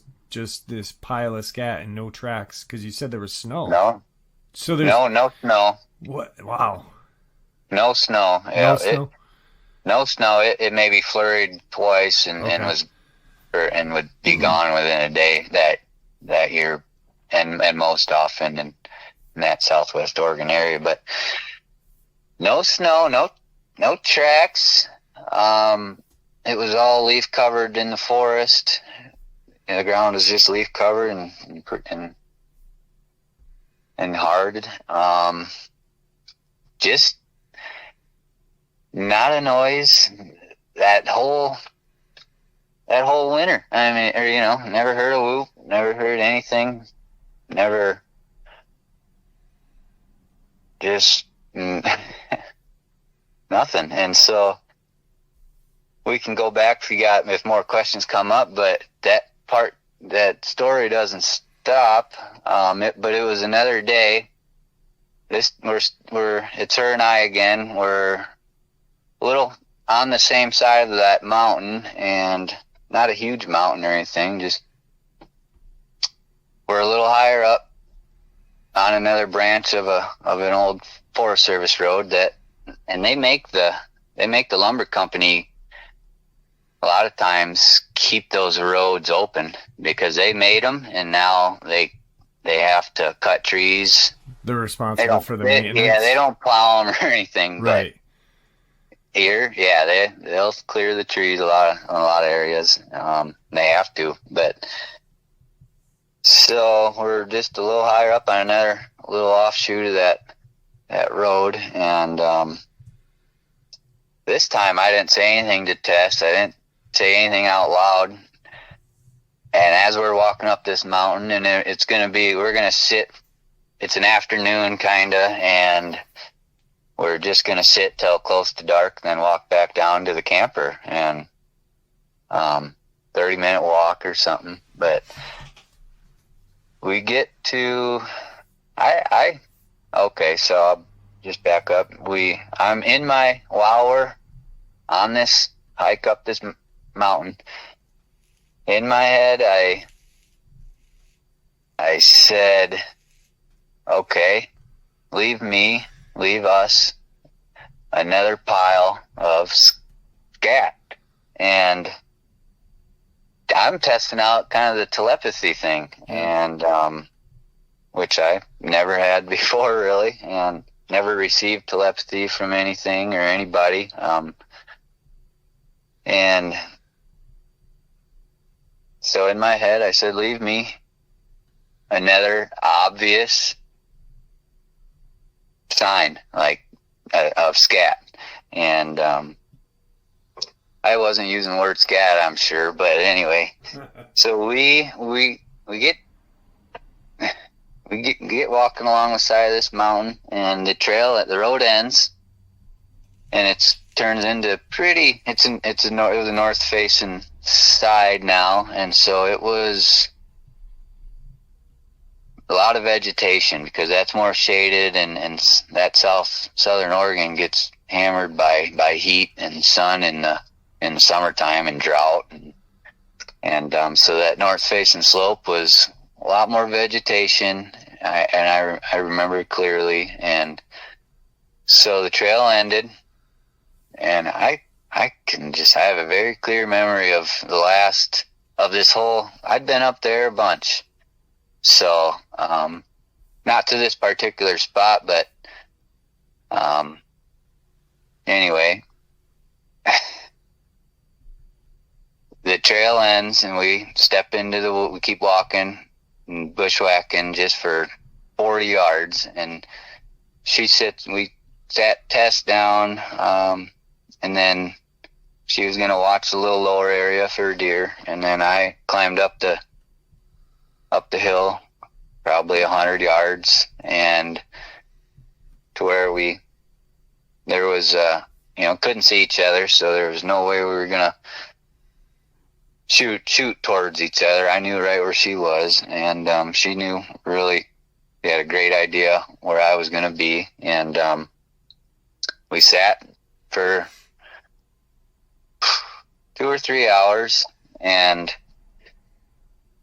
then we meet up. Didn't see anything. Meet up, bushwhack through a real thick spot to that road, and it's like wide enough for a 4-wheeler. You on that stretch you wouldn't get a pickup up that far, and we start walking back, and we didn't go 100 or 150 yards. Were you gonna say something? No. Oh, okay. And we got to this. We were approaching this stretch of the trail that on the walk in. I'm gonna just say this part because I hope you guys believe me, and it's because it's the truth. But on the way in, I had a slight off feeling about that particular stretch of the trail, and I just had a slight feeling, and right in this particular area, and it was getting close to obviously where that road ended and where we hunted for a couple hours. And then so we're walking back. We just started walking and made it 100 or 200 yards, and we start getting to that spot, and I don't think I was feeling freaked out or anything. And we get to this stretch of this road, and trail road, whatever, and right in the middle of that, and it's just wide enough for a 4-wheeler, and right in the middle, we could not have missed it on the way in. A huge pile of scat, of just maybe the same, but maybe bigger than the week or 2 or 3 prior than that last instance. And she looked at, what, I don't know, but she's just like, we just both stopped and just stared at it. We could not have missed it on the way in. Right. And not that really matters anyway, because it was what I had asked for. And through my mind, and there it is. What do you say to that? Yeah. What do you do? And what do you do? Now, the crazy thing about this is, you've been out in the deep, deep woods. There's no other way of saying it. You got to put 2 deeps to that, because, 3 hours away from, the nearest small town. Yeah. That's something that, you seldom come across. And then just on the spur, you think about it and you ask for it mentally, and you're like, bam. And a lot of people, a lot of researchers, a lot of theorists and stuff like that. And I only say theory because it's all it is right now, because we don't really know for 100%. But believe that Sasquatch has some type of telepathy and able to communicate or understand. Maybe not communicate with us because maybe we don't have the receptor, but maybe get what we're thinking. You know what I mean? Yeah. There's an interesting case, and it's a Sasquatch case. And ironically enough, this weekend I'm going to Ed and Lorraine Warren's daughter's Paracon, and Lorraine Warren, who those of you who don't know, she is a medium, and Ed was a demonologist. He was like the only civilian that could do exorcisms per the Catholic Church. She had a experience where she had communicated with a hurt Sasquatch. It's a story that's I've only heard like bits and pieces of it, but that's probably one of my biggest questions if I get a chance to talk to their daughter, is ask about that, because I want to know the whole story. You know what I mean? Like, how did it go down? What was your mom feeling like? Was she drained afterward? Because these things really have some, maybe like, I don't want to say magic, but maybe it's something that they're using in their brain that we lost through time, That could be it. But, we gained technology and we lost this little 2% or 1% of our ability in our brain that housed the telepathy part, so. But yeah, that's a very interesting. Yeah. It's crazy, just you're thinking about it, and there's this big pile of crap, and you've been out there, the difference between elk, the difference between bear crap. I mean, that couldn't even have been a grizzly pile.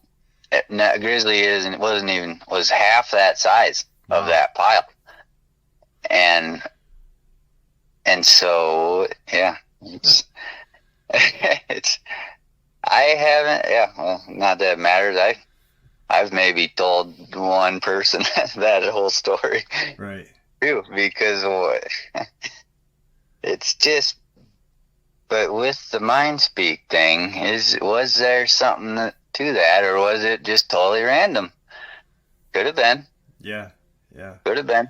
I think it's how you feel at that point. It's.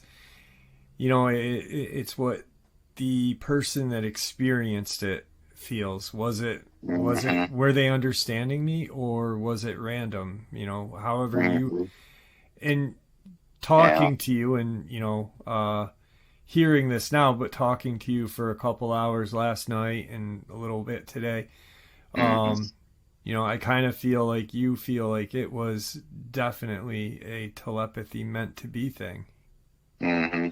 So definitely that's so cool, man. It really is. Yeah. Wow. I read a comment just before we got on tonight from our video from last night, and a gentleman just tonight wrote a comment, and he'll probably hear this, I hope, but he just said, "I appreciate you, Phil, for," I don't remember exactly what he said, but to sticking with the facts and not, what was the word, but not jumping to a conclusion or whatever he said, but and that's the best compliment, and that's, nothing more to say on that, but right. Absolutely. And I said it too, I said it to you. Mm-hmm. I said, you really painted a picture that was there. It wasn't one that you wanted to be there. It was there. It wasn't, it wasn't bright colors. It was the colors that it was, and I appreciate it too. So yeah. Definitely some very interesting experiences. And when I read that comment of yours, and you said, the comment that connected us, I knew, for some reason, I was like, this person really has seen some very interesting stuff in the woods of America. You're going places that there probably no man has touched, for a long time. I guarantee you, I've put some footsteps in literally areas that haven't been touched. Right. But definitely in some areas where only natives have stepped foot in, and anyway, yeah, you're right on. And I got to thinking today also, if somebody was wanting to, because if you take an average Joe or an average Jane and have them listen to my story, and if they don't even know that Sasquatch or Dogman or any of that's up for debate, they're gonna think I'm crazy. Yeah. But well, shoot, I lost track of. That's all right. You're good. Where I was going there. I got you.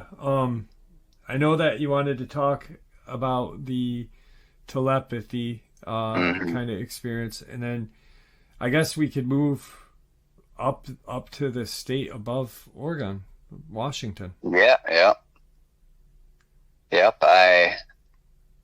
I spent let's see, last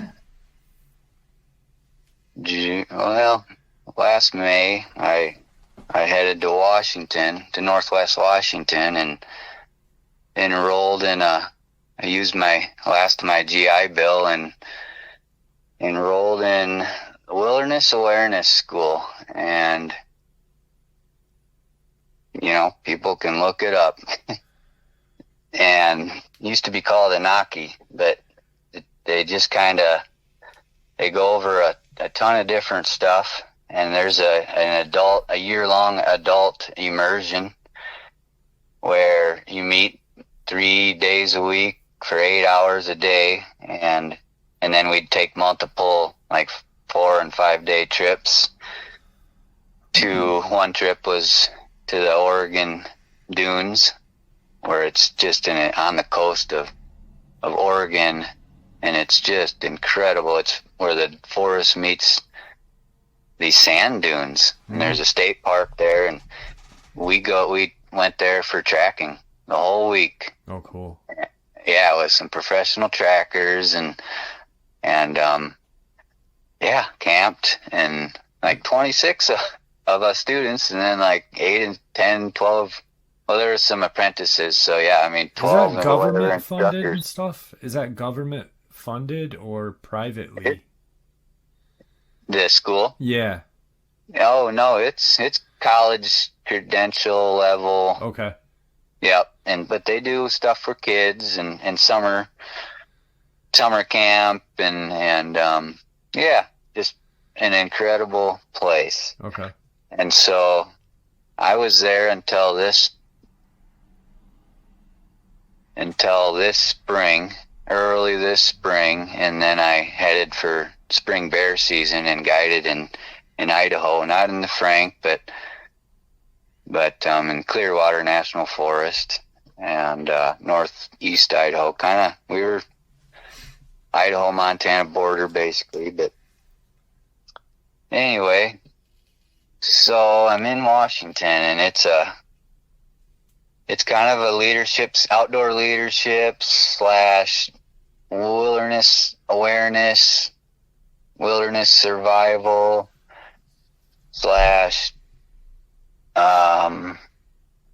inner work, or like just learning, almost like you'd learn at going to a psychologist, just bringing up old inner child wounds and things that have maybe kept us unhappy or just kept us not functioning great. Mm-hmm. And so that was part of the school too. I mean, just all around quite the place. And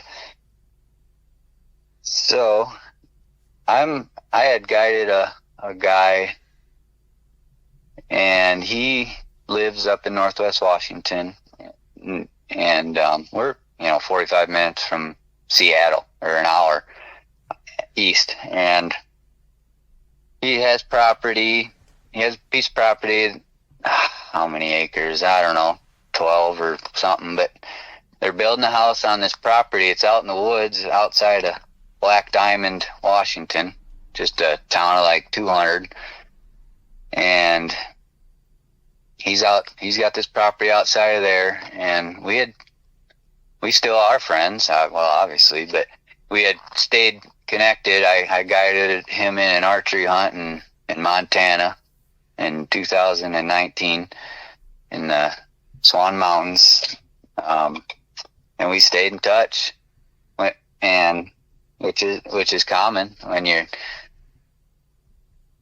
sleeping in a tent shoulder to shoulder with a person for 7 nights. Yeah. Plus, and then literally with them all day. Him and I spike camped, and so just him and I took a couple horses and a mule and went way out and pitched a camp literally in the middle of the elk, and then another guide kind of dropped us off and took all the horses, and so I didn't have to worry about the horses. And since we were camping in the elk, I pitched 2 tents. I made every 3 meals a day for him and I, and just to paint a picture a little bit of our friendship. And so I said, yeah, I'm going to school in Washington. And he's like, well, why don't you set your camper up on my land, on my property? We'd rather have somebody there anyway for safety. Right. And because they're building this awesome new house, and they were starting to get furniture and things like that moved in. And so I couldn't even see the house where I had my camper. There was a chunk of woods on his property, and we're surrounded by woods. I mean, it goes and goes and goes for miles, kind of to our east and south.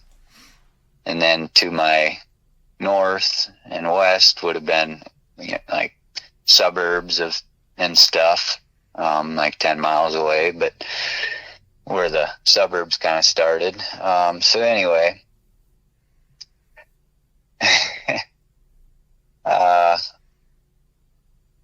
I guess I hopefully painted a little bit of a picture there, and one night it gets dark so early and stays dark late in the winter months, and we're pretty far north, up in northwest Washington there, and so it wasn't odd at all that he's got kind of a long driveway, and I had my dog, and it wasn't odd that I'd walk her up that driveway and towards his house, and there's woods on both sides, and let her stretch her legs and do her thing, and I was also up early a lot. I would try to do a workout before class, and I do well with yoga type stuff. I'm a lot of years of beating up my body, and now it's like nothing better than stretching. And so anyway, we'd do a 5:30 yoga class a few times a week minimum. And so it was a lot of times I had to walk my dog Macy, black lab. I had to walk her before I would leave and be gone until 4 or something.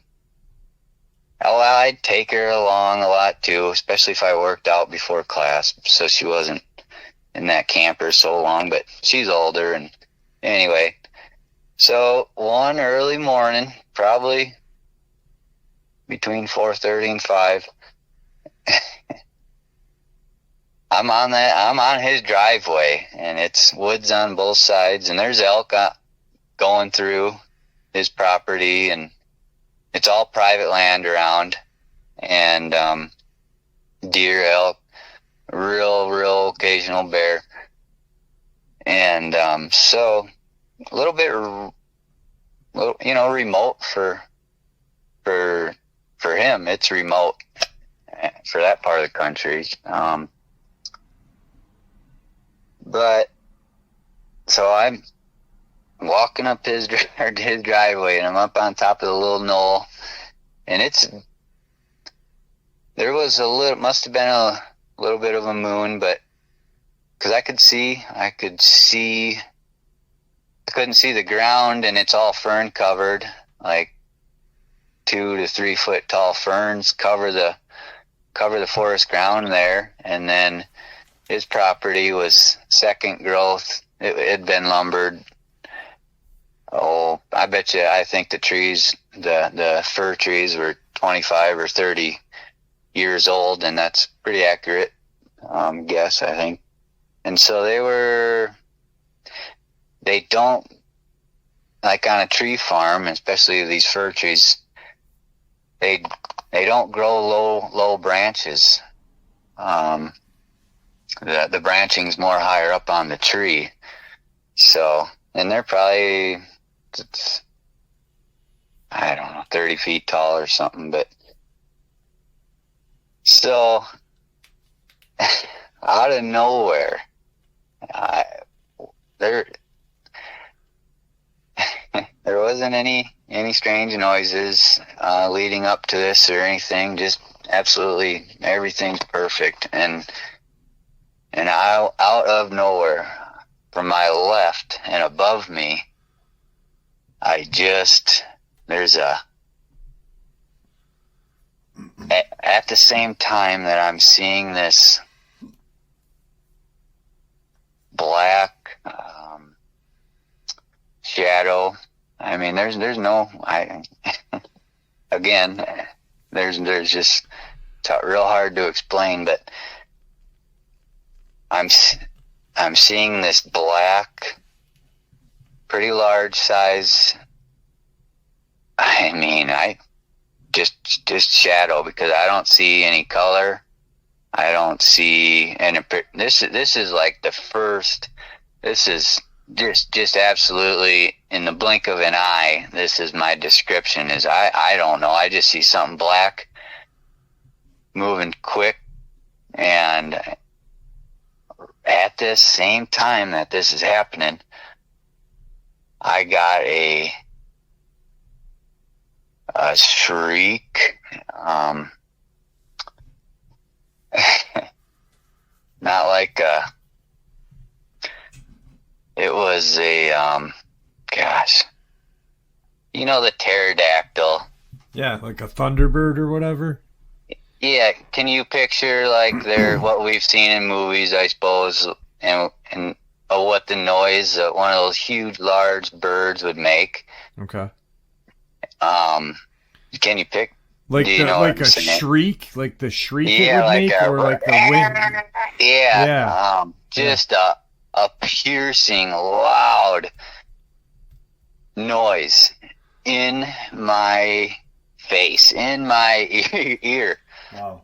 And a blue heron, if there's any real animal people out there, there's two things that their mind might go to right now, especially bird people, and I'm one of you. I'm a birder. but a blue heron, a heron makes a very sounds like a pterodactyl.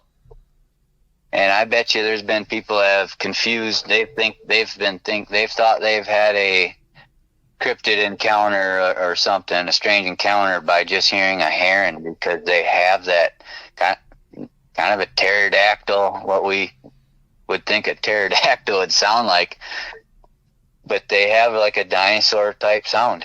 And so that's a blue heron. And another option for that, and this is going through my head in this split second, and a barred owl. And maybe you've never heard, but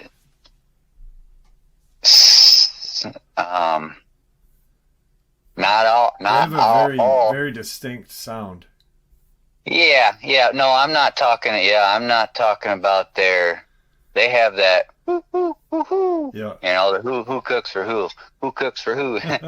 That's the barred owl. But I believe it's the barred owl. I didn't double check this, and I'm if I'm wrong, I'm wrong, but I believe they're an owl that will dive bomb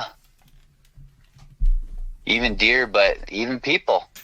Yeah. And I suppose a territory type thing. And I don't know if they make a noise when they're doing it or not, and so this is what's going through my head, right? I got taken off my feet. By the noise and by this black, about the size of I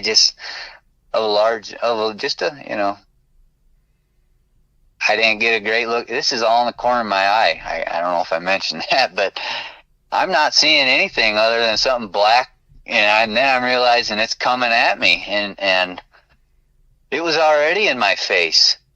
It was already right there, and it's like it was coming from the sky. And but the noise, it was so close to me and so loud that I don't know if it could have.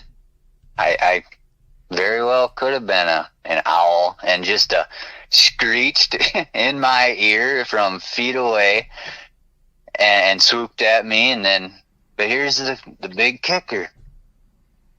I was so startled that I was on my right side. This came from my left. I was on the ground. I just took me off my feet. Nothing touched me. Right.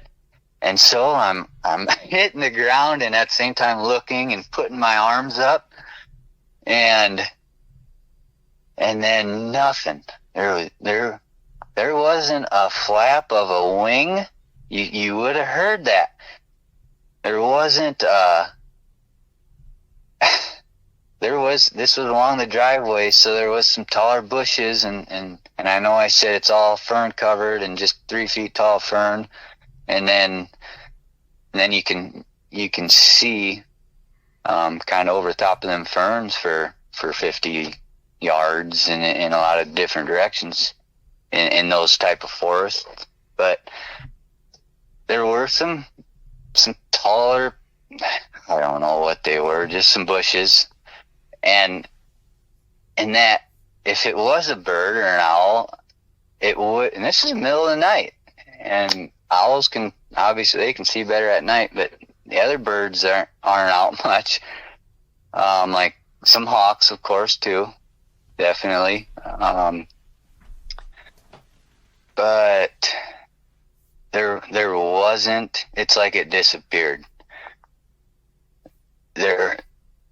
There wasn't anything there. Right. And oh boy, I hope this makes sense a little bit, because it was the noise that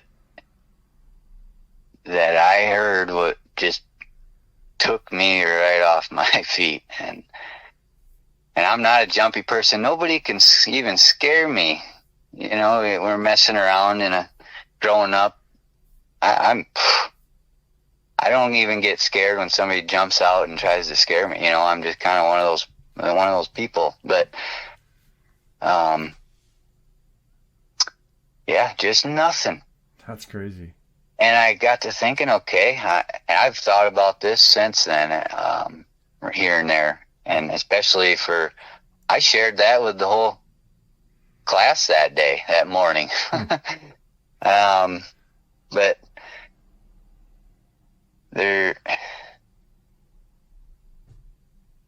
I don't know what else to say. I had thought about it a ton, and it's one of those unexplained, like, mm-hmm. It's in that category of the spruce beds.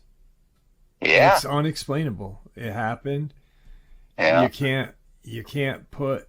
You've been out there. You know what you know, and you know probably more than most that have been in the woods. You know, yeah. and you have no idea. You're just like, what was that? What, you know, and mm-hmm. You're floored because you can't figure. It's something you normally don't hear deep out in the woods. You know. No.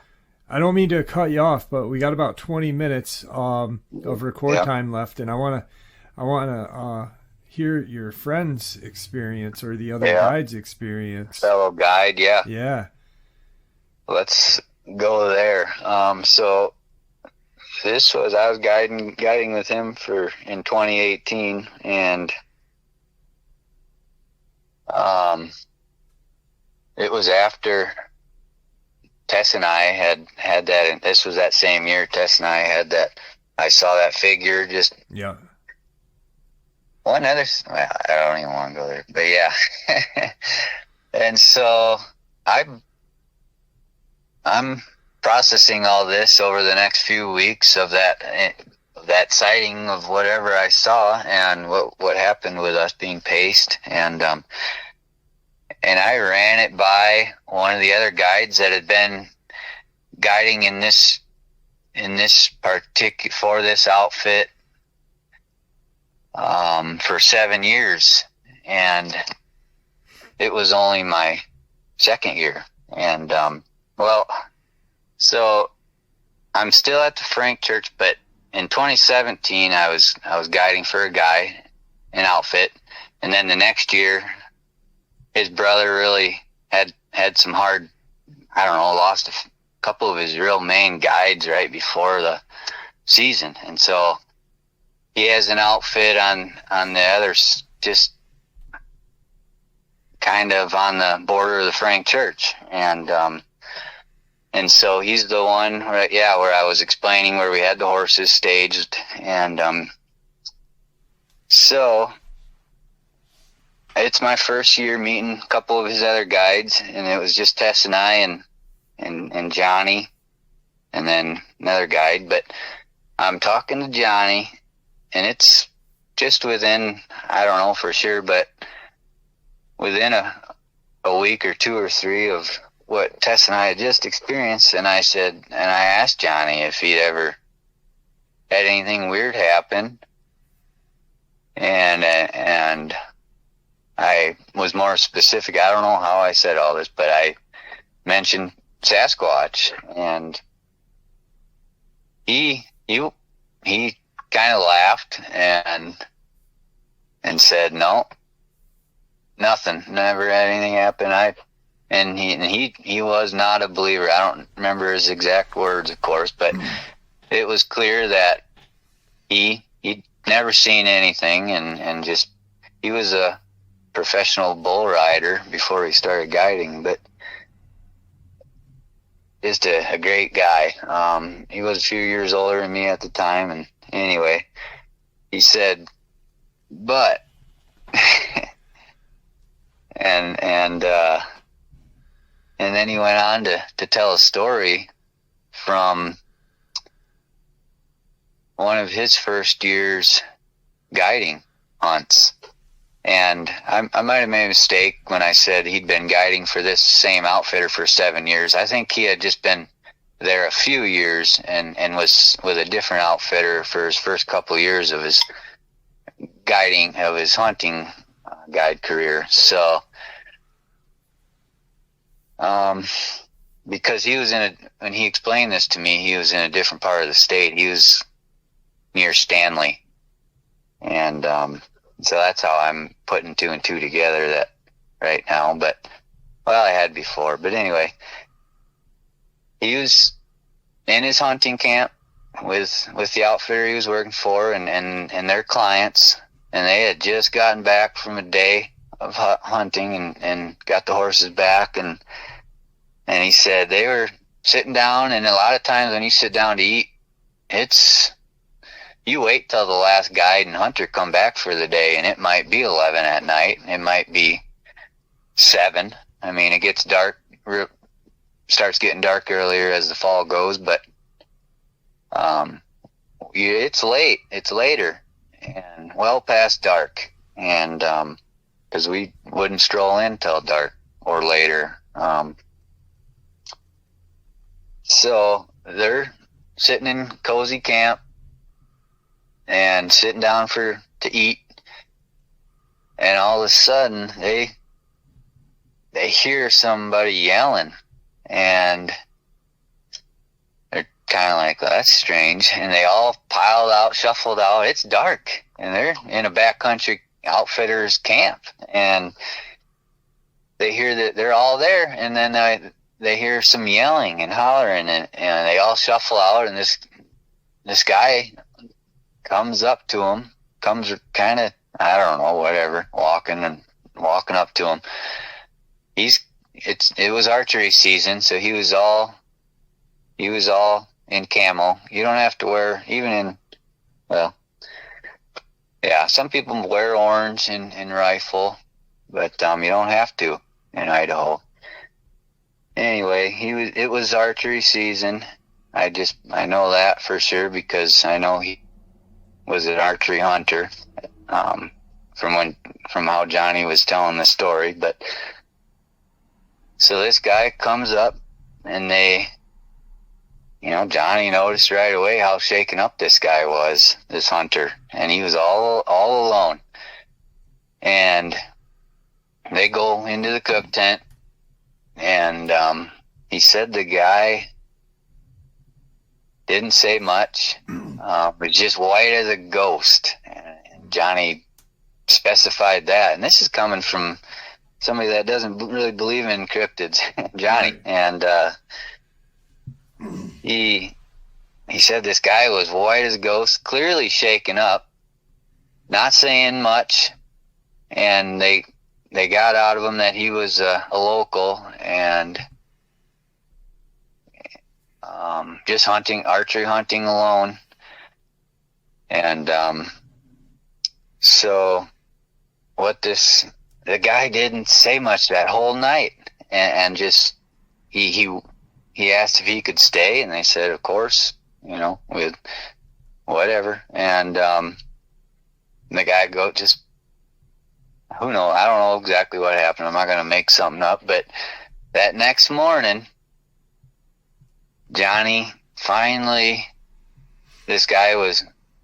went up to him or whatever, and started talking to this guy before he left. And he was a local, and he hiked in a couple miles to where he archery hunts. And he said he was sitting. He had kind of a stream or a river to his back, and wasn't not in a tree stand. A lot of times we're not hunting out of tree stands out west like we do in archery season in the Midwest and out east. But I don't know if he was sitting with his back to a tree or a rock or something. His kind of usual setup.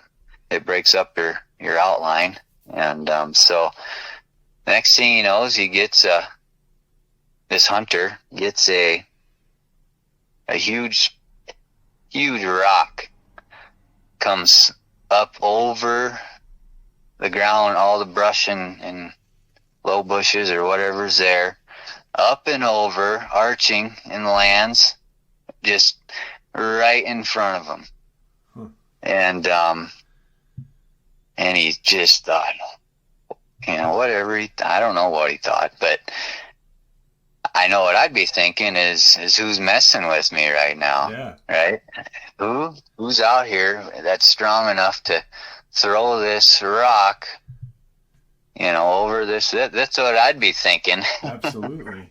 And I don't know if it was one or two more rocks. I just don't remember the story that Johnny was relaying, but something, a rock that a man could not physically throw up and over these bushes or trees or whatever, and landing right next to him. And he got up and for whatever reason, he didn't go back to where his truck was. He knew this outfit had their tents, and I want to say he ran there, but I don't remember completely the story, but he went to this hunting camp, this outfitter's camp, and just showed up, and then I already kind of filled you in on that, what he how he was acting when he showed up, and how that all went down. But again, is it a story that's gonna blow the socks off somebody and face-to-face encounter with a whatever? But this is a story coming from a hunting guide who doesn't believe in anything cryptid, who's relaying, only because I asked if he'd heard or seen anything weird, and he still remembered that time that a hunter showed up into his camp, white as a ghost, and I'm not going to speculate, but who knows? Did that hunter that archery hunter that got scared out of there? Who knows what he saw? Maybe nothing. Maybe it was just the size of a rock being thrown at him that made him not even he must have knew that this outfitter camp was closer than his truck, because he was so scared that, I guess I'm not assuming, but maybe I am a little bit. He was so scared that he went to the closest location, the safest spot where he could go. Mm-hmm. And another part of this story that Johnny told me was that he was supposed to be out there for a week or 10 days, and this was like day 1 or 2, and so when Johnny was talking to him that morning, he waited till daylight, and he was walking out back to his truck. He was done. He was going home. He was a local, which would have been around Stanley, Idaho, and if you think of a postcard of Idaho, it's Stanley. I mean, the Sawtooth Mountains and stuff. But yeah, I mean, I've never forgot that, and it's a powerful story. I mean, for you especially, because you know this guy, you know who he is. He's a bull rider. He's as tough as nails. And you should have seen the horses he was getting on because there's guide horses and client horses, and guides turn the horse into a client horse, right? Just by breaking it in. And Johnny, before the season, he was the one that was up there with Tess and I. He wasn't with Tess and I that day of our encounter, but he was that other guide that was there before the season with us and packing in these camps. And so he was getting on 2- and 3-year-old unbroke horses that I know one of them was his buddies, and Johnny was breaking it for him and stuff. And he'd get on a horse that had never had anybody on him. And we're outside of Edwardsburg, and that's 3 hours for help. And you're getting on a green young horse that could, if you fall and break your leg or have a bone go through your leg, and you could bleed out and die. Yeah. I mean, cut an artery on your main artery on your leg or whatever, and you're dead. Yeah. And that's the kind of guy Johnny was. He just no fear, no bullshit, no fear. And I'm grateful that he relayed that story to me, and the reason I chose to relay that tonight is because it's significant to me. Because of his background and who he is. And it wasn't a story about him. I mean, right? It's like, what he didn't make that up. But for him to hold that story, like he you held said, that story. That must have resonated with him for Mm-hmm. That hunter that showed up into the hunting camp he was in. Yeah. never forgot that. Yeah. He said he never forgot that, and I never. Johnny telling me that I won't forget it either. No. But we're coming up on time. I suppose. I blown away once again by your experiences. It's insane, the amount of just things that people wouldn't really think of that are actually terrifying, until you hear them. You know what I mean? Yeah. Until you hear it, you're just like, whoa. Yeah. So, yeah. And when you're vulnerable and in a vulnerable position, whether you're in a house and somebody's intruding on your house and you're worried for your life there, or you're in the middle of the most remote wilderness area in the lower 48 and something happens, you are exposed, you are vulnerable, and you're going to learn a lot about yourself and how you and very quickly. And then it's a reality check that this is real life. Yep. This isn't it's not a joke. And when I had something, these things happen. I gotta live with it, and I gotta swallow that, and I gotta be with people every day, all day, who don't even have a clue what's going on. Right. And so. Well, I want to thank you for coming back and sharing these experiences with us. As you could tell from the comment section, you looked into it and commented back on quite a few people. People really, really enjoyed hearing what you had to say, and I really appreciated it because it was enlightening. It was just something different that really put things into perspective too. So, thank you. Yeah, it's 100% just my pleasure, and do me a favor, don't hang up.